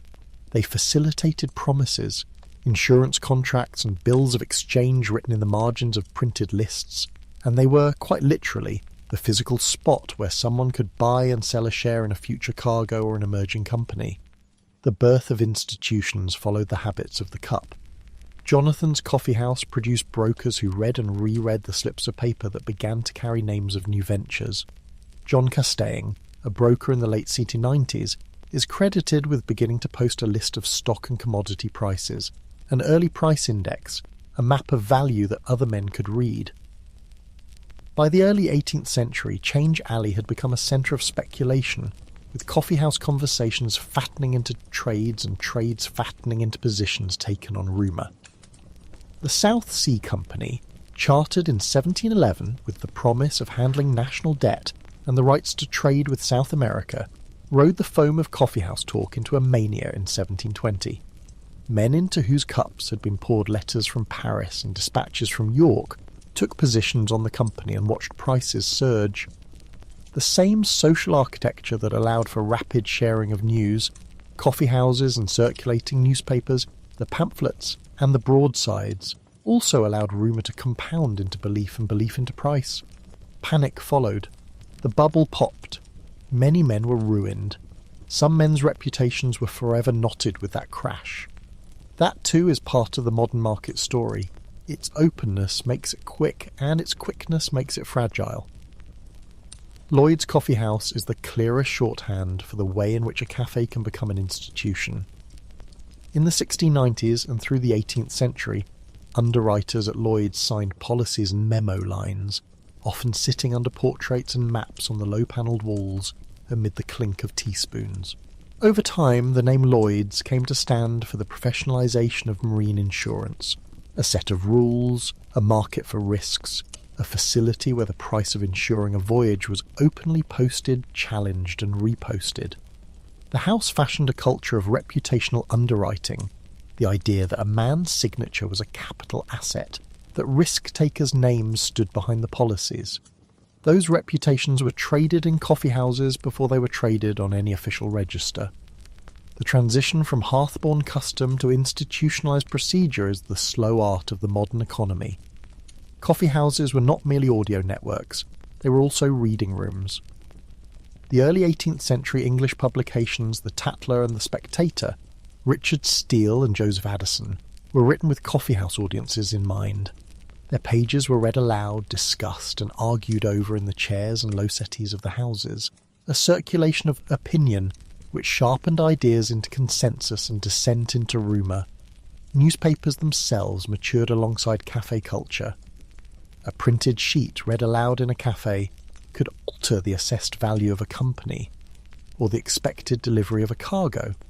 The speed with which news coursed through these rooms is the same speed that markets would one day demand from telegraphs and telephones.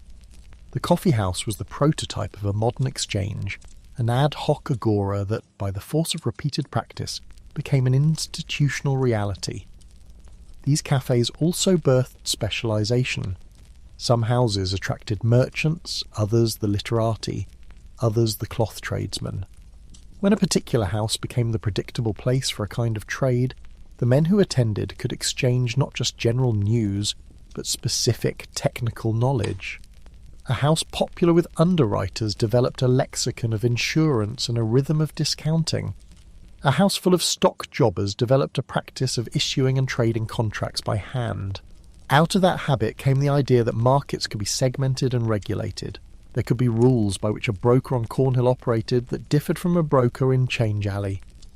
The institutionalisation of these practices hardened after a century of custom into more formal entities, specialised brokers, an emergent stock exchange, printed lists, and eventually the holder of record ledgers that we would recognise as a modern exchanges book. This transformation did not happen only in London. Amsterdam, where the Dutch East India Company issued tradable shares as early as 1602, and where a formal exchange already existed, saw coffee houses in the 17th century become places for merchant discourse and commodities speculation as well. The coffee houses of Paris during the Enlightenment were salons of a different sort, philosophical and political, but they too transmitted news about bills and foreign exchanges, and would later, in their own way, feed into the markets of commodities and securities in France. In each city, coffee houses plugged human networks into the flows of empire. Coffee itself, grown on plantations in Java, in the Caribbean, in Brazil, was the product of a colonial commodity chain. Its trade required shipping, insurance, letters of credit, and markets. The cup at the table was a small node in a global web of production and finance. It is fitting and mildly absurd that the stimulant which increased attentiveness and the speed of thought is the very force that helped speed the development of financial markets. Caffeine sharpened the senses of the people who would, with paper and codes, invent modern credit. By the 19th century, the exchange had migrated from informal rooms to formalised, roofed institutions. Jonathan's and Lloyd's moved, coalesced, and clarified into entities that would be legally recognised and regulated. The London Stock Exchange emerged from the company of brokers who had once taken positions in coffee houses. The logic remained: markets are made by the circulation of information and the reduction of transaction costs, and coffee houses had been among the earliest and most efficient institutions to reduce those costs. The modern anonymous market, where shares could be bought by someone you never saw, where risk could be sliced into tradable units and moved across continents, owes a striking portion of its form to the architecture of the cafe table, the ledgered napkin, the slip of paper price list. If the coffee house helped to make the infrastructure of modern finance, the technologies of the 20th century took caffeine from a regional delight to an industrialised, globalised commodity for mass consumption. The shift was mechanical and chemical, and it carried with it new politics and new appetites. The smell of roasted coffee moved from hearths and housewares into canneries and factories. The bean that had been brewed by hand in ceramic pots entered the realm of the spray dryer and the instant granule. A Japanese chemist named Satoru Kato, who arrived in the United States around the turn of the 20th century, is often credited with introducing a powdered form of coffee at the Pan American Exposition in Buffalo in 1901. It was not the product that would reshape consumption overnight, but it was a harbinger. Big changes came with the combination of industrial processing and the incentives of corporations seeking to convert a volatile commodity into stable, transportable goods. Nestlé's Nescafé launched commercially in 1938 after years of research and in part as a response to a Brazilian overproduction crisis, is emblematic. Spray-dried and later freeze-dried techniques made soluble coffee a durable product for soldiers in uniform and for housewives balancing time. During World War II, instant coffee became a staple of military rations in both Allied and Axis armies. By necessity, a technology of convenience. By design, a method of keeping minds alert and morale steady in distant places. Convenience became a virtue. Post-war households welcomed the ability to make a hot cup in an instant, and multinational companies sought to make coffee a standardized good, brandable, packaged, marketable across languages and borders. In parallel, America's cola revolution continued apace. Coke, born in Atlanta in 1886, had been transformed in the hands of Asa Candler into a national brand with patented syrup and a bottle that would travel. By the early 20th century, colas weren't merely drinks, they were cultural icons. Their caffeine content, though a fraction of what some energy drinks would later boast, was marketed as an invigorant.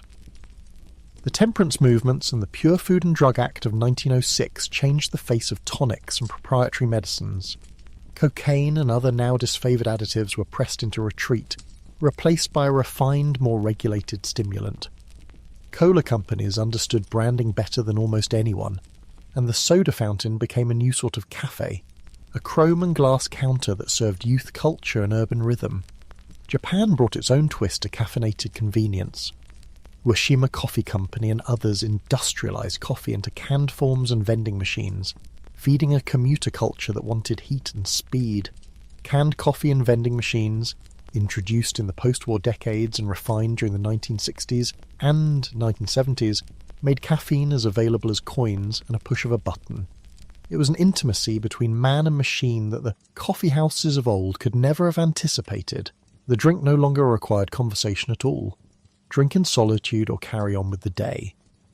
The Japanese model of convenience, tiny cans, vending ubiquity, commuter efficiency, would be exported, licensed, copied and hybridized. Energy drinks, the most concentrated symptom of this industrialization, are a late 20th century phenomenon with roots in several national traditions. In Japan, Lipovitan D and similar tonics appeared in the 1960s, marketed to salarymen who needed to work long hours. Thailand offered Krating Deng in the 1970s, an energy product for truck drivers, and its 87 Dietrich Mateschitz took that formula, rebottled it with Austrian marketing genius, and launched Red Bull into the global market. Red Bull and the brands that followed, Monster, Rockstar and others, created a lexicon of marketing tied to youth, risk, extreme sports and nightlife. They also recalibrated the caffeine content of a market segment. Where a can of cola had 30 to 50 milligrams of caffeine, a single energy can could double or triple that amount, and when combined with sugar, guarana, taurine and vitamins, the resulting concoction became not merely a refreshment, but a product designed to be fetishized as enhancement. Advertising strategies shifted with the product. Where the 18th century pamphleteer had sought to influence a coffeehouse audience with essays, 20th century advertisers sought to shape identity. Mornings became brand territory for breakfast blends. College campuses became battlegrounds for energy shots. Companies hired athletes, sponsored events, placed young faces on billboards framed against waves and cliffs, and paid for product placement in films and video games. They targeted new demographics, women with light blends and decaffeinated options, decaf itself being a 19th century chemical triumph, children and teenagers with colourful cans and sugary palettes, night shift workers with concentrate shots marketed for alertness. Branding did what coffeehouses could not. It turned a stimulant into an identity. But convenience reshaped taste as well. Where coffee houses had been places for slow sipping, conversation, and sometimes connoisseurship of origin, industrial coffee made the drink into an instant commodity. The very craft of brewing could be outsourced to machines, and the social ritual of the cafe became optional. Taste adjusted to sweetness. The global diet shifted away from bitter tradition towards sugar-dominated palates. Cola, sweet, fizzy, and caffeinated, became an everyday indulgence for millions. The result for the modern diet was a mix of health consequences and new cultural practices. Caffeinated drinks became the lubricant for long work hours, the badge of youth culture, the crutch of students and nurses and truck drivers. The scale of industry brought the state into conversation, into regulation. The 20th century saw caffeine move from a substance regulated by custom and commerce into one pulled into the orbit of health, science, moral concern and law. Early on, the concerns were moral and social. Temperance movements wanted to cleanse the public sphere of stimulants and mood-altering tonics. Later, as science matured, attention turned to physiological effects. Medical studies probed heart rhythm, reproductive outcomes, and cognitive benefits. The results were messy, often contradictory, and never as simple as a poster would claim. In the mid to late 20th century, researchers began cataloguing caffeine's effects with increasing sophistication. Those who drank coffee in moderate amounts often reported sharper attention, faster reaction times, and a subjective sense of clarity. Athletes discovered performance effects. A dose of caffeine could extend endurance. For a time, international sporting bodies considered caffeine a performance enhancer that required policing. The International Olympic Committee at one time set urinary thresholds that, if exceeded, could draw some sanctions. The World Anti-Doping Agency, which policymakers lean on today to manage fairness in sport, once monitored caffeine with thresholds and then, in 2004, removed it from the list of banned substances, though it remained under observation for patterns of abuse. The logic was precise. Caffeine can enhance performance, yes, but it is ubiquitous and so difficult to police without penalising ordinary consumption. The politics of fairness collided with the politics of normalcy. Public health concerns broadened. Studies through the 90s and 1980s suggested possible links between heavy caffeine consumption and heart problems, and between prenatal caffeine and low birth weight. The popular press loved moral panics. Doctors warning of shaking hands, nervous breakdowns and ruined children. But epidemiology is stubborn. By the late 20th and early 21st centuries, more rigorous cohort studies suggested that moderate consumption, often characterised as 2 to 4 cups of coffee a day, was not only unharmful but associated with lower mortality in some analyses and with lower rates of Parkinson's disease in others. The IRC and the WHO, agencies accustomed to categorising carcinogens, changed their minds. Coffee, which had once been suspected of carrying risks, was reassessed. In 2016, the International Agency for Research on Cancer reported that coffee should not be classified as carcinogenic, and noted potential protective associations for certain cancers such as liver cancer. The shift did not end debate. It complicated it. Public health guidance adjusted to say context matters, pregnancy, pre-existing cardiac conditions, age, and the form of caffeine consumption all influence risk and benefit. Regulatory bodies confronted a peculiar problem with energy drinks and concentrated products. The concentrated forms of caffeine, powdered caffeine, caffeine tablets, and designer drinks with guarana and other botanical stimulants posed acute risks because their potency is higher and dosing errors could be lethal. A few sensational incidents in the early 2010s involving deaths associated with highly concentrated powdered caffeine sparked a cascade of political attention. Online markets made pure caffeine powders easy to acquire. often sold with scant warnings, and a teaspoon of such powder could contain as much caffeine as dozens of cans of cola. Regulators in the United States and several European jurisdictions issued warnings, and online retailers voluntarily pulled some products. The crisis was a microcosm. Technology made distribution easy, profit-seeking made potency attractive, and the legal apparatus struggled to match the speed of commerce with the slowness of law. Meanwhile, different states approached the sugar and caffeine mix with various public health responses. In the 2000s and 2010s, municipal and national governments experimented with soda taxes, nutritional labelling, and restrictions on marketing to children. Mexico, facing an explosion of obesity and related diabetes, implemented a tax on sugar-sweetened beverages in 2014. American cities like Berkeley, California, adopted soda taxes around the same time. Chile introduced strict labelling rules and advertising restrictions in 2016 to cut youth exposure to high-sugar products. The European Union, wary of energy drinks concentration, required clear labelling of beverages with more than 50 milligrams per litre of caffeine, an effort to make the stimulant legible to consumers. These are not merely bureaucratic acts, they are cultural interventions, decisions that say to a public, some products we will tolerate, others we will nudge, and still others we will penalise financially. The regulatory dance also involved legal suits and controversies about corporate speech. Advertisers often rode the outer lines of what authorities would allow, and agencies like the Federal Trade Commission in the United States occasionally brought actions against companies for misleading claims about performance or health benefits. At the same time, industry groups often adopted voluntary codes, pledges not to market certain products to children, or to include warning labels on high caffeine items. Voluntarism and regulation have always braided together in the governance of intoxicants. Caffeine, because it is both benign at low doses and dangerous at high ones, sits in a particularly fiddly middle.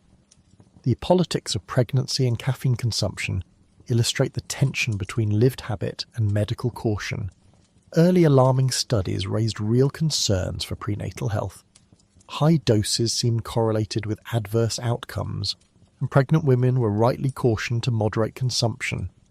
But subsequent meta-analyses complicated the picture, suggesting that moderate consumption, often defined in terms of conventional brewed coffee, might be acceptable within limits. Health messaging adjusted to reflect nuance, but nuance makes headlines less clickable. Thus, the public often received simplified versions. Caffeine is dangerous. Caffeine is safe. The truth lay in the shades and in the dosages. The debates about performance enhancement, health and public safety have also involved the courts. Companies defending claims about improved alertness and focus often found themselves in suits alleging deceptive marketing.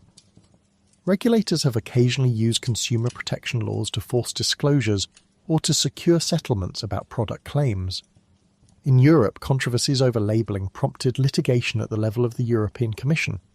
Some member states banned or restricted certain energy drinks. Companies litigated and argued for a free market, invoking the EU's internal market principles. The tensions here illuminate a broader theme. Caffeine sits at the intersection of commerce, health and identity. Its ubiquity means it is governed by pamphlets and by statutes, by courtrooms and by whispered bedside counsel from doctors. Alongside courts, science became a battleground. The literature has oscillated between outrage and reassurance. Epidemiologists have wrung their hands over confounding variables. People who drink lots of coffee may smoke more or exercise less, and slowly, with better controlled longitudinal studies and meta-analyses, many of the earlier alarms have dulled. Parkinson's disease is one of the more robust findings. Consistent observational evidence suggests that caffeine intake is associated with a lower risk. Alzheimer's disease research is more tentative, nuanced by genetics and by comorbidities. Cardiovascular systems respond acutely to caffeine. Blood pressure can rise, heart rate can increase. For some individuals with arrhythmias, caffeine is a trigger. For most adults, moderate consumption is harmless, perhaps even protective. But most is not everyone, and policy must account for the exceptions. There have been episodes of moral panic echoing earlier centuries. At times, coffee was accused of sapping Christian virtue, or of making young men idle, later of making women too outspoken. When new products arise, when the can of Red Bull arrives in a schoolyard, society reacts. Parents worry, doctors warn. Legislatures sometimes move slowly. Civil society often moves quicker. The pattern repeats across centuries. When a stimulant becomes widely available, it becomes a symbol of deeper anxieties about work, youth, mortality and control. Those anxieties shape the law. The modern regulatory landscape is therefore a patchwork.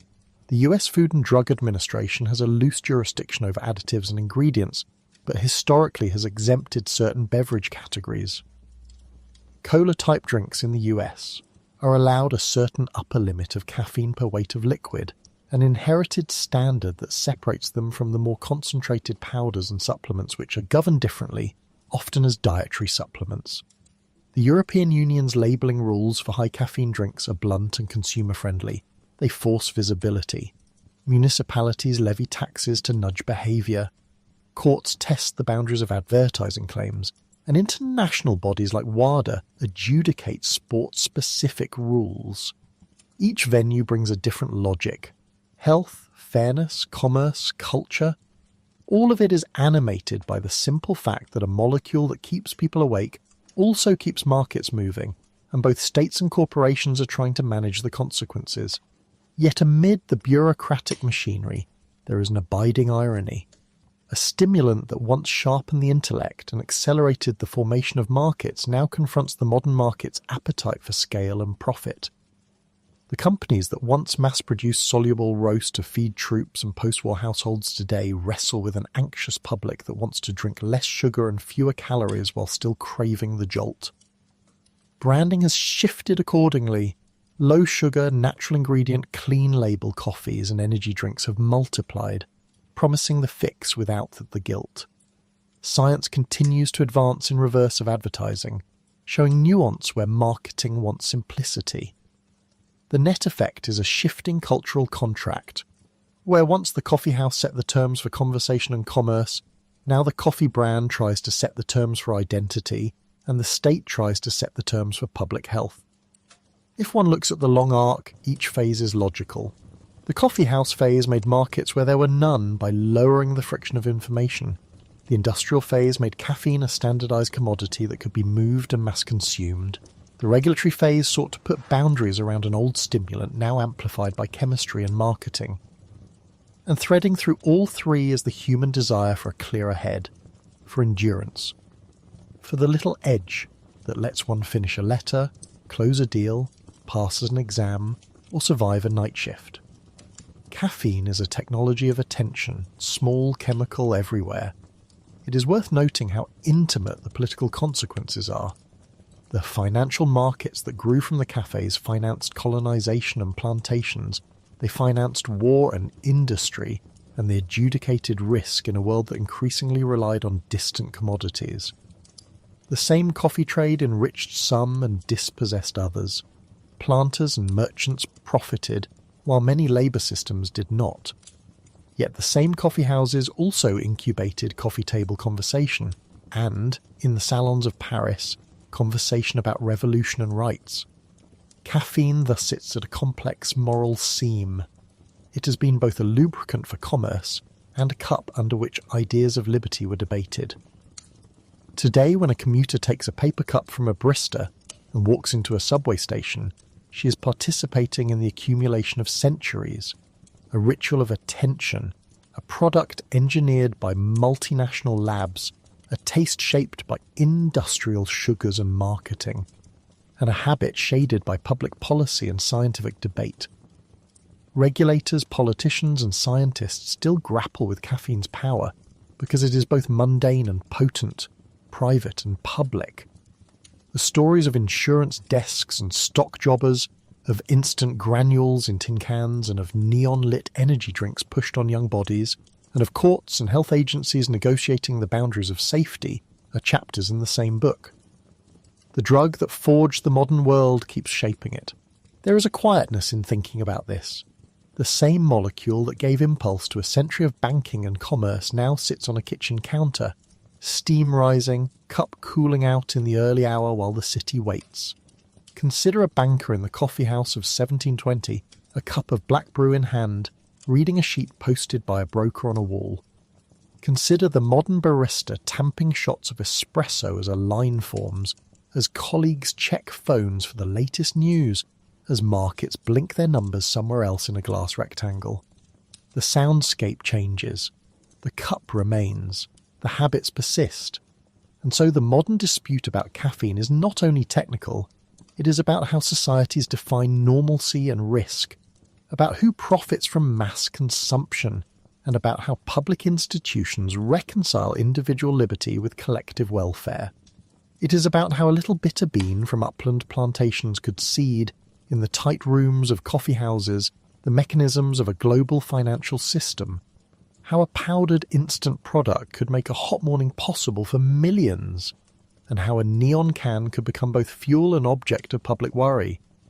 In the end, the conversation continues. New studies will appear and new products will arrive. Regulators will adapt. Industries will invent evasion and compliance in the same breath. People will keep seeking the lift that caffeine provides, in ways both ancient and unimagined.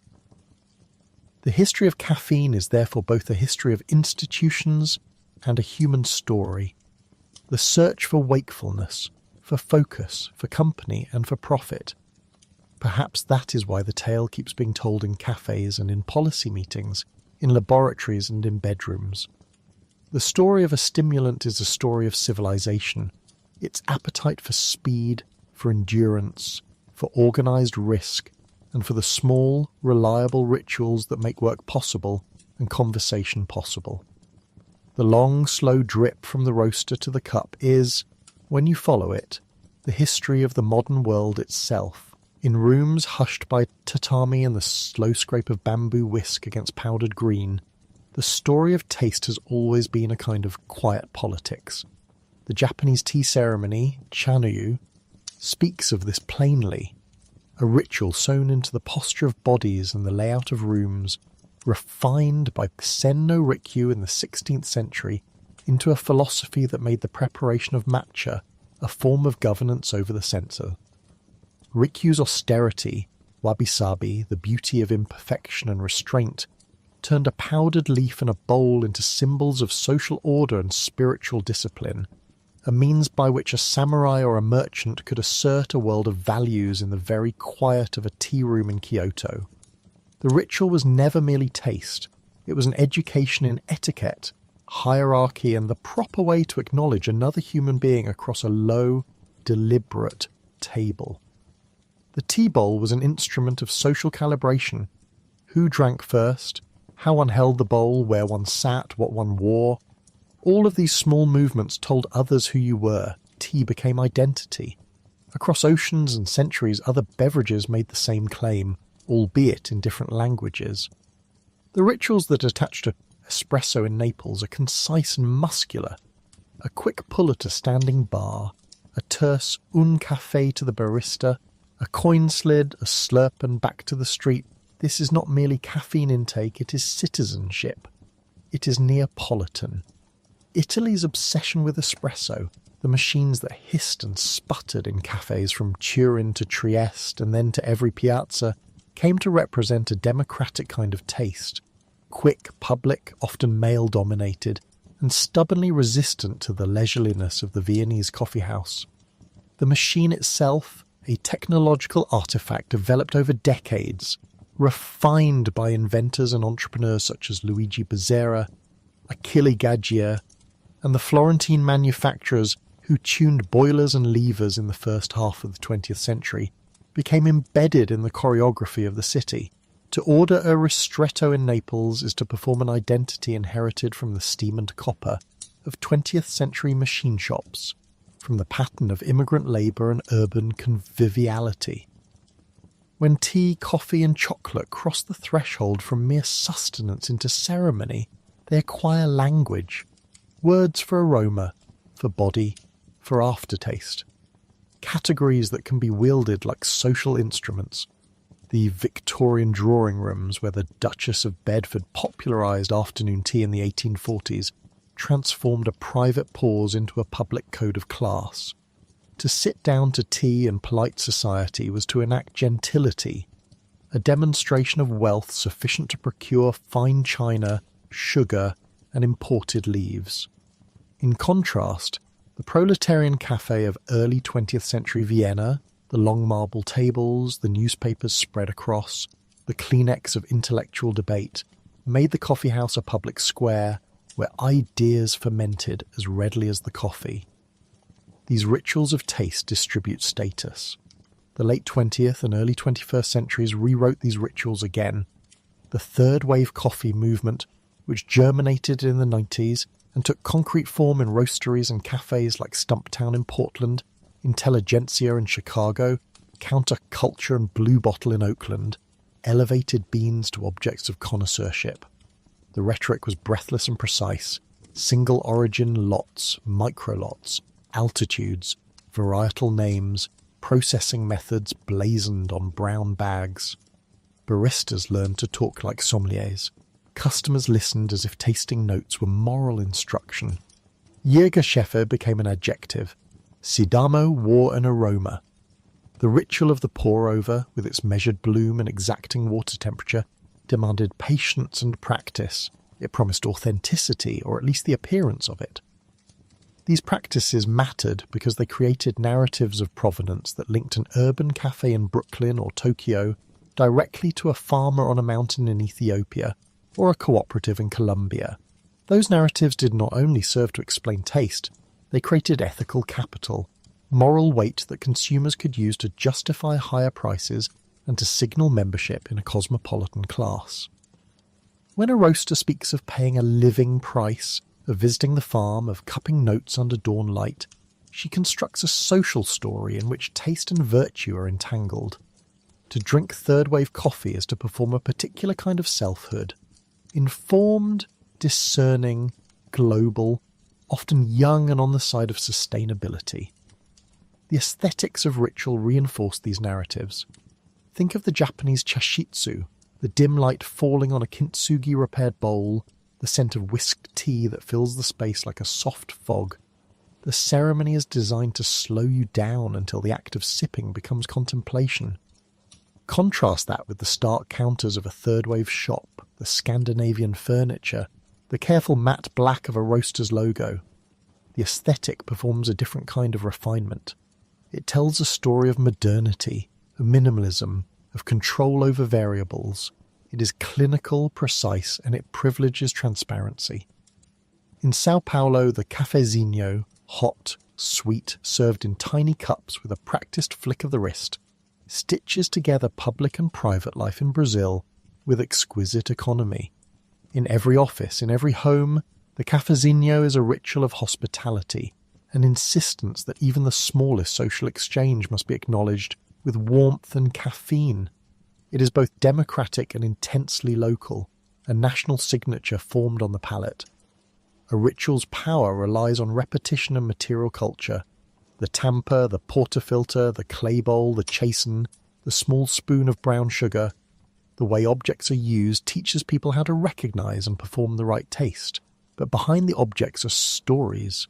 Single origin claims like Jägerscheffe or Huehuetenango are not neutral. They carry a tale of altitude, of heirloom varietals, of traditional processing.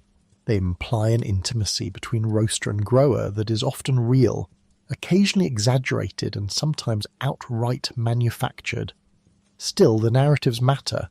They foster communities. Farmers form cooperatives to access specialty markets. Baristas form alliances and competitions. The World Barista Championship, founded in 2000, turns coffee preparation into a staged ritual requiring both dexterity and storytelling.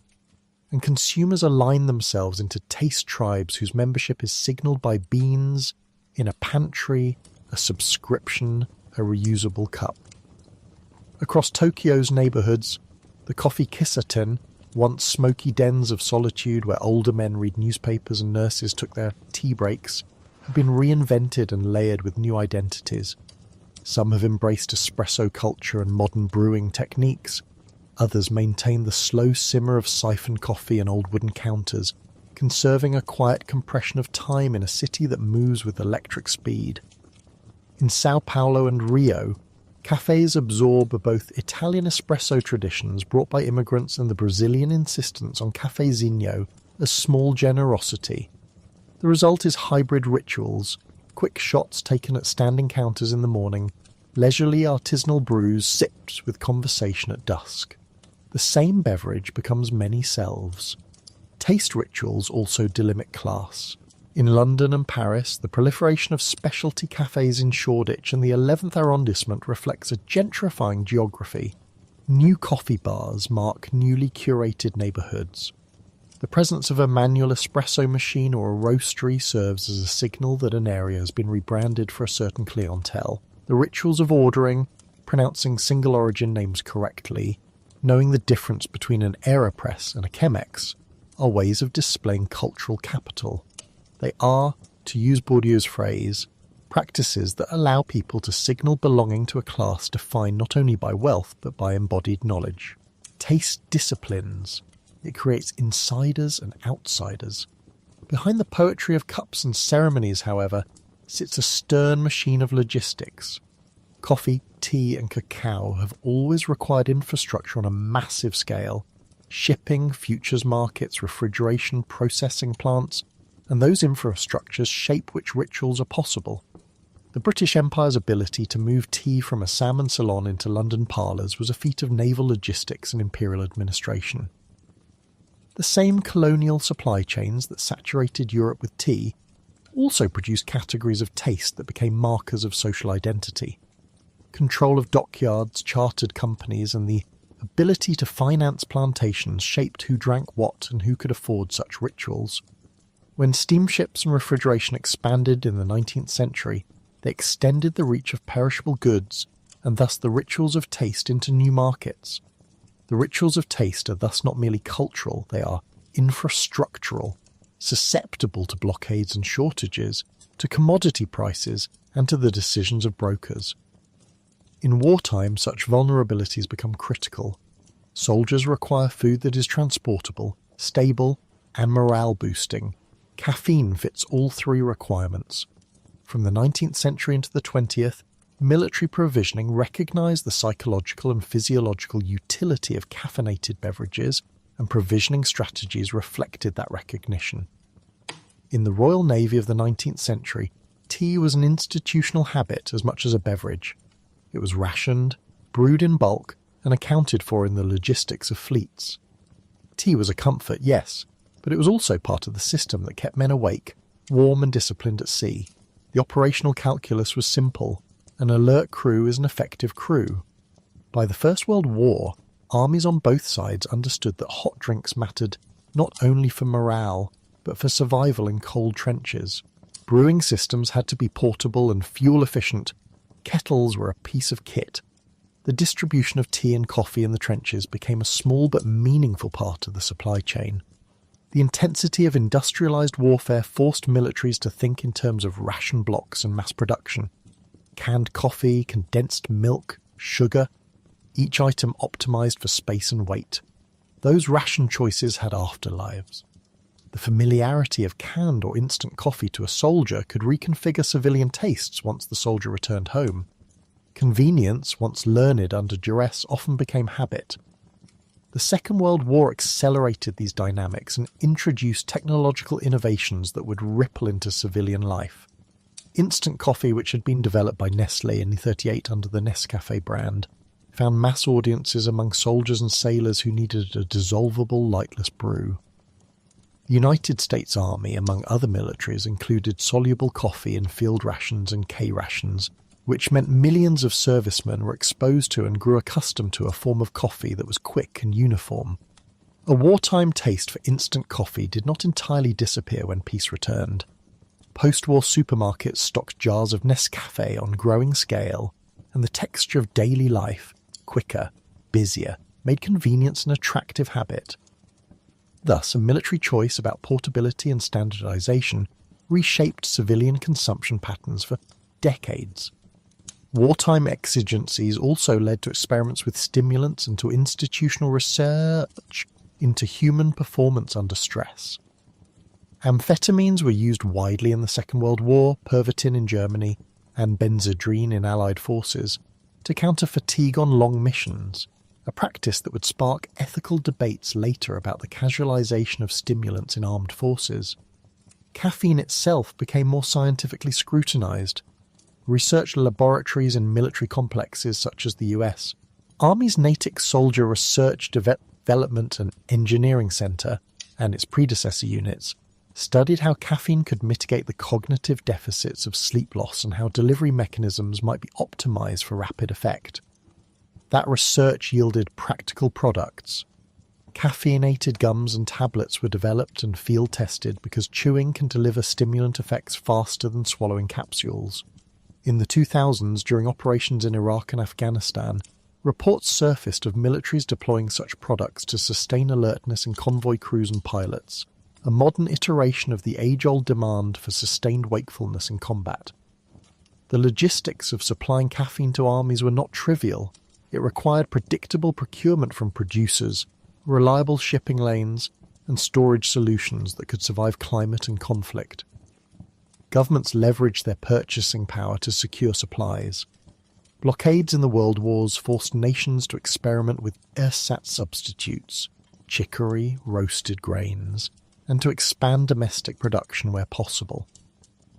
The German occupation of coffee-growing regions in Europe's second expansion pushed Axis planners to ensure continuity, and where that failed, substitution was a grimly creative necessity. The scale of wartime procurement shaped peacetime markets. Manufacturers that scaled up to supply armies often found new civilian markets after hostilities ended, and technologies developed for military use. Instant formation, canning processes, mass roasting, translated into products sold in supermarkets. The ethical debates that attended stimulant use in the military have been thorny and persistent. Is providing soldiers with substances that blunt pain, reduce sleep and sharpen focus a legitimate tactic of modern warfare, or does it constitute a dangerous normalization of pharmaceutical intervention? Military leadership often frames stimulant provision as pragmatic. Performance must be maximized to preserve lives and achieve objectives. Critics answer with questions about coercion, long-term health consequences, and the erosion of consent in hierarchical structures. These debates are not purely theoretical. Veterans have long documented how wartime exposure to stimulants and the habits of perpetual alertness can have downstream effects on sleep, mental health and behaviour. And when the military endorses a substance, civilian markets notice. The endorsement signals efficacy and, in many cases, normalises consumption in the broader culture. The same logistical and research forces that militaries mobilised have also driven technological change in civilian caffeinated products. The post-war appetite for energy pushed corporations into laboratories, and the result was a proliferation of caffeine in pills, sodas, and later, the energy drink industry that exploded with Red Bull in 1987 and numerous imitators in the 1990s and 2000s. Governments scrambled to regulate when adverse outcomes surfaced, blurring lines between public health policy and consumer demand. The demand patterns created by wartime provisioning thus reverberated out into mass markets, fueling industries that would recast caffeine as a technology of productivity rather than simply a ritual of taste. If the recent past has entangled taste, identity, and military logistics in ways that shape everyday life, the near future threatens to upend the very agricultural foundations of those rituals. The coffee belt, the swathe of equatorial lands running roughly between the tropics of Cancer and Capricorn, including Brazil, Vietnam, Ethiopia, Colombia, Honduras and Indonesia, is warming. Arabica, prized for its nuanced flavours and responsible for most specialty coffee, is particularly sensitive. Its ideal growing altitude and narrow temperature range mean that even modest shifts in climate can strain yields. Scientific assessments in the last 2 decades have been stark. Outbreaks of coffee leaf rust, Hemileia vastatrix, notably the epidemic that swept across Central America in 2012 to 2010, revealed how quickly a pathogen can exploit climatic stresses to devastate harvests. In Costa Rica and Nicaragua, entire harvests failed and governments scrambled to respond to the economic shock. The rust epidemic was a warning. Climate change alters pest dynamics, making formerly reliable lands precarious. Researchers and agronomists have responded in several ways. Breeding programs aim to create Arabica varieties with increased resistance to heat and disease. Colombia's breeding efforts, including varieties like Castillo, developed by Caffeine, were explicit responses to rust outbreaks and sought to preserve the varietal attributes growers needed to survive economically. Meanwhile, many smallholders began to plant Robusta, Coffea canephora, in place of Arabica because of its hardiness and higher yields, even when buyers prize Arabica for its flavour profile. Robusta is less acidic and often seen as inferior by specialty markets, but its resilience makes it an insurance policy. Some producers are experimenting with hybridization and with practices like shade-grown agroforestry, which moderate microclimates, conserve biodiversity, and can sequester carbon. A climate response that also retains ecosystem services and sometimes improves cup quality. Institutions have organized to scale research and adaptation. World Coffee Research, founded in the early 2010s, coordinates global breeding and research agendas. The Consultative Group on an International Agricultural Research, CGRAR, and national research centres like Embrapa in Brazil and Senecafe in Colombia work on both varietal development and improved farming practices. Yet these solutions are slow in the face of rapid climatic shifts and market pressures that push farmers into immediate economic decisions. Migration to higher altitudes is a practical response in some regions. In others, mountainous terrain is limited and land tenure is insecure, constraining adaptation. The scale of the problem is immense. Millions of smallholder households depend on coffee for cash, and their livelihoods are exposed to both climatic variation and volatile commodity markets. Price spikes and crashes compound the climatic stress, making long-term investments in resilient agriculture politically and economically difficult. Technological innovation offers both promise and disquiet. Cellular agriculture and precision fermentation have arrived in the conversation. Companies and research labs explore the possibility of producing coffee and cocoa flavour molecules through engineered microbes, effectively making coffee without beans. These technologies promise to reduce dependence on land, water and vulnerable rural labour systems, while delivering flavour profiles tailored to consumer demand. Synthetic caffeine has long been industrially produced for pharmaceuticals and soft drinks, and the expansion of lab-derived flavour compounds is a logical extension. Yet there is a cultural wrinkle.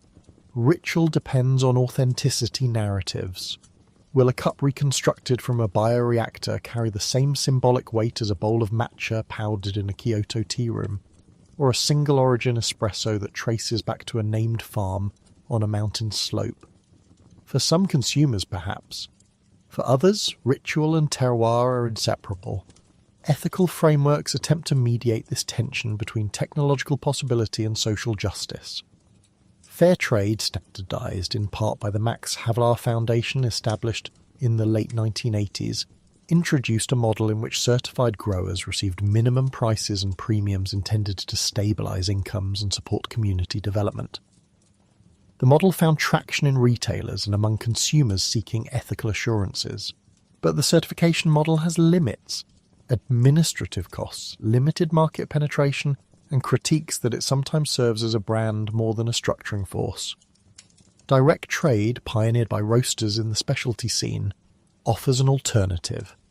Roasters negotiate directly with growers, paying premiums and taking responsibility for quality control and traceability. This can produce stronger economic outcomes for farmers, but without standardised oversight it can also be uneven and dependent on the capacity and ethics of individual buyers. Another emergent ethical vocabulary is regenerative agriculture, practices that go beyond do no harm to actively rebuild soils, enhance biodiversity and sequester carbon. It is an appeal both ecological and moral: restore the land, improve resilience, and forge a narrative of environmental stewardship that consumers can support. In practice, regenerative practices may include shade-grown coffee, intercropping with fruit trees, composting, and reduced chemical dependence. These approaches can buffer farms against climatic extremes and provide additional streams of income. Governments and NGOs have begun to subsidise or otherwise incentivise such transitions, but the scale required is daunting.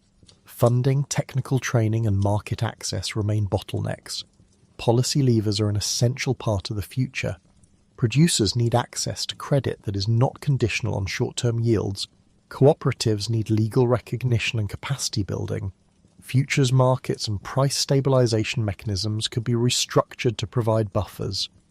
National governments in producing countries, from Brazil to Ethiopia, have roles to play in coordinating research, infrastructure and social protections. Consumers in importing nations too are a lever. Willingness to pay for ethically produced, resilient coffee can shift market incentives.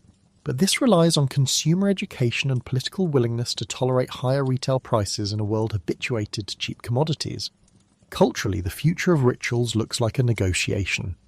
Deeply embedded practices, the Japanese tea ceremony, the Neapolitan espresso at the bar, the Brazilian cafezinho, are likely to endure because they are woven into national identities and everyday habits in ways that synthetic substitutes cannot easily replicate.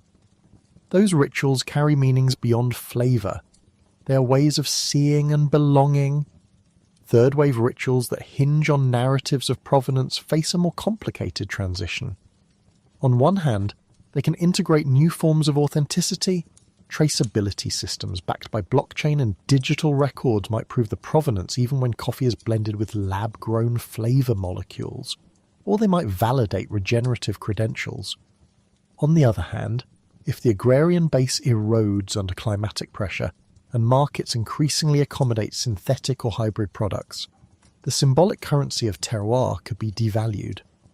The movement that once fetishized micro-lots and direct trade relationships might pivot towards celebrating resilience, taste innovations and new kinds of ethical transparency. What of labour, which is the fulcrum of the entire edifice? Labour questions are unresolved and urgent.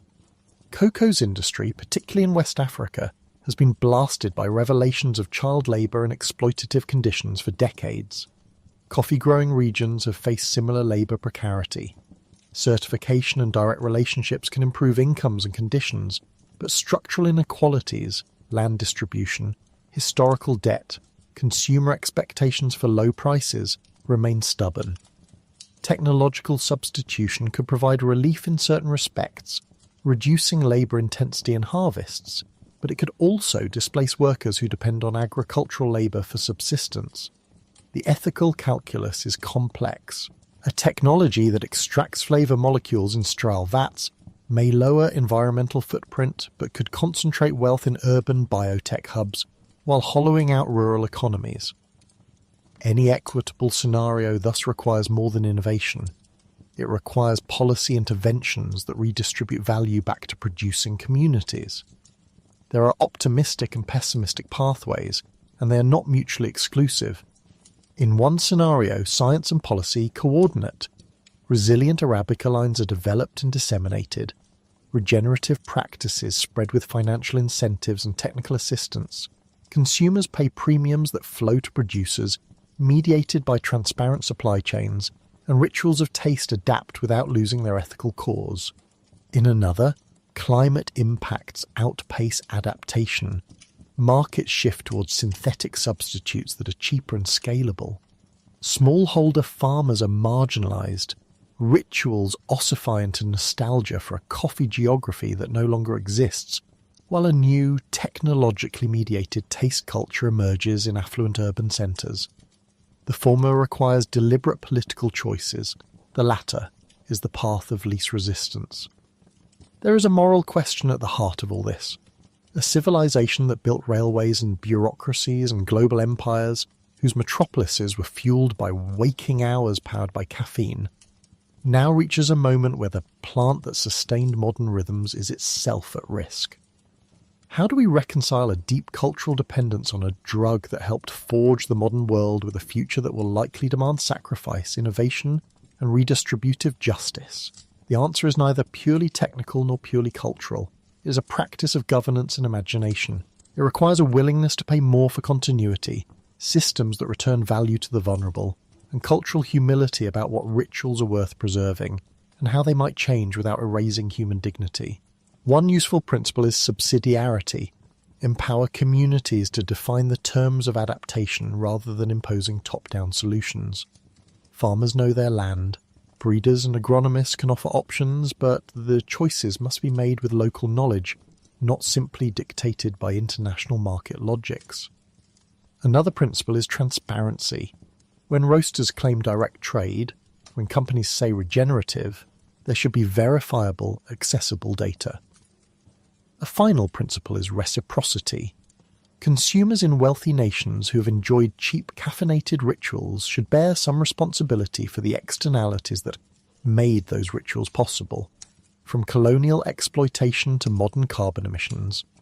Technology will not be a neutral arbiter in these choices. Biotech can create elegant substitutes that spare landscapes and reduce pests, but it can also become another engine of concentration if patents and capital concentrate benefits. Policy can shape the distribution. Antitrust, cooperative subsidies and intellectual property regimes that recognise the rights of farmers and indigenous communities over their genetic resources and traditional knowledge. The rituals of taste, in short, will be political. There is, despite the gravity of these challenges, a gentle kind of hope embedded in the very thing that made caffeine so powerful. It is social. Coffee and tea create points of encounter. They are excuses to pause, to talk, to trade knowledge. The networks that have formed, from cooperatives in Ethiopian highlands to specialty roasters in Brooklyn, are social infrastructures that can be retooled for resilience. If those networks expand their ethics from boutique authenticity to systemic solidarity, they can help preserve both the beverage and something of the rituals that make it meaningful. So when you send Imagine the Cup of the Future, picture a layered thing, a porcelain bowl repaired with gold, barista who knows both the name of a farmer and the chemistry of a fermentation, a farmer who receives a stable income supported by contracts, a roaster who buys into a cooperative rather than a commodity auction, a city with cafes that value community over exclusivity.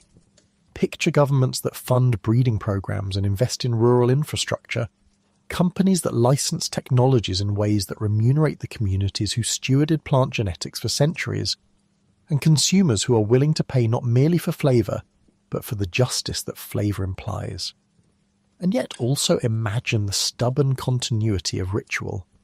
Somewhere in Kyoto, a group will still gather at dusk to watch the whisk carve slow circles through powdered green, to touch the roughness of a tea bowl, to let politeness shape the rhythm of speech.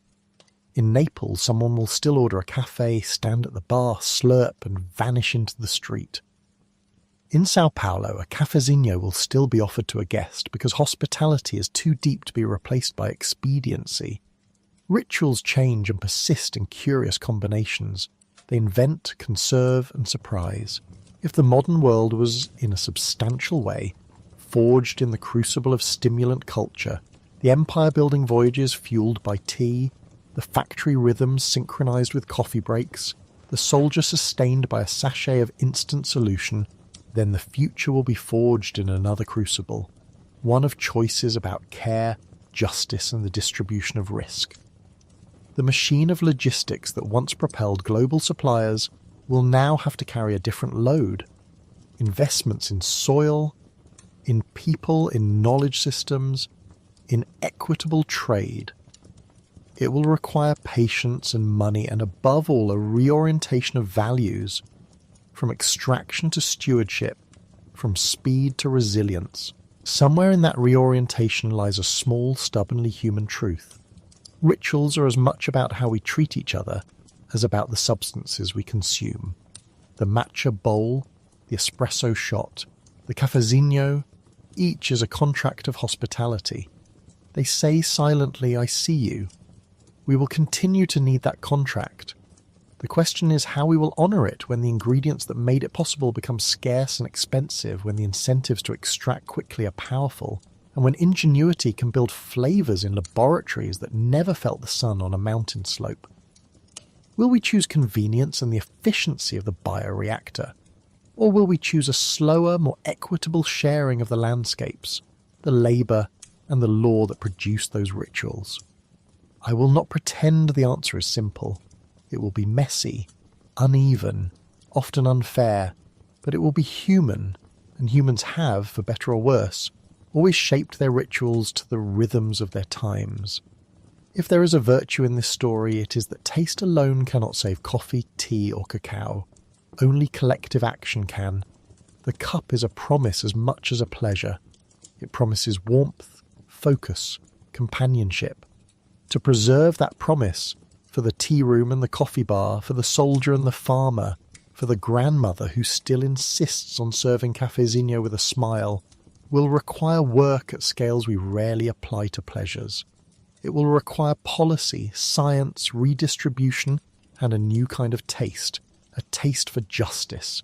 And so, as the kettle cools and the cafe glare dims to the warm halation of evening lights, imagine the next cup as a hinge between old domesticities and new responsibilities. Sip slowly, taste with attention. Remember that the simplest ritual, a hand extended with a small cup, can be an act of solidarity.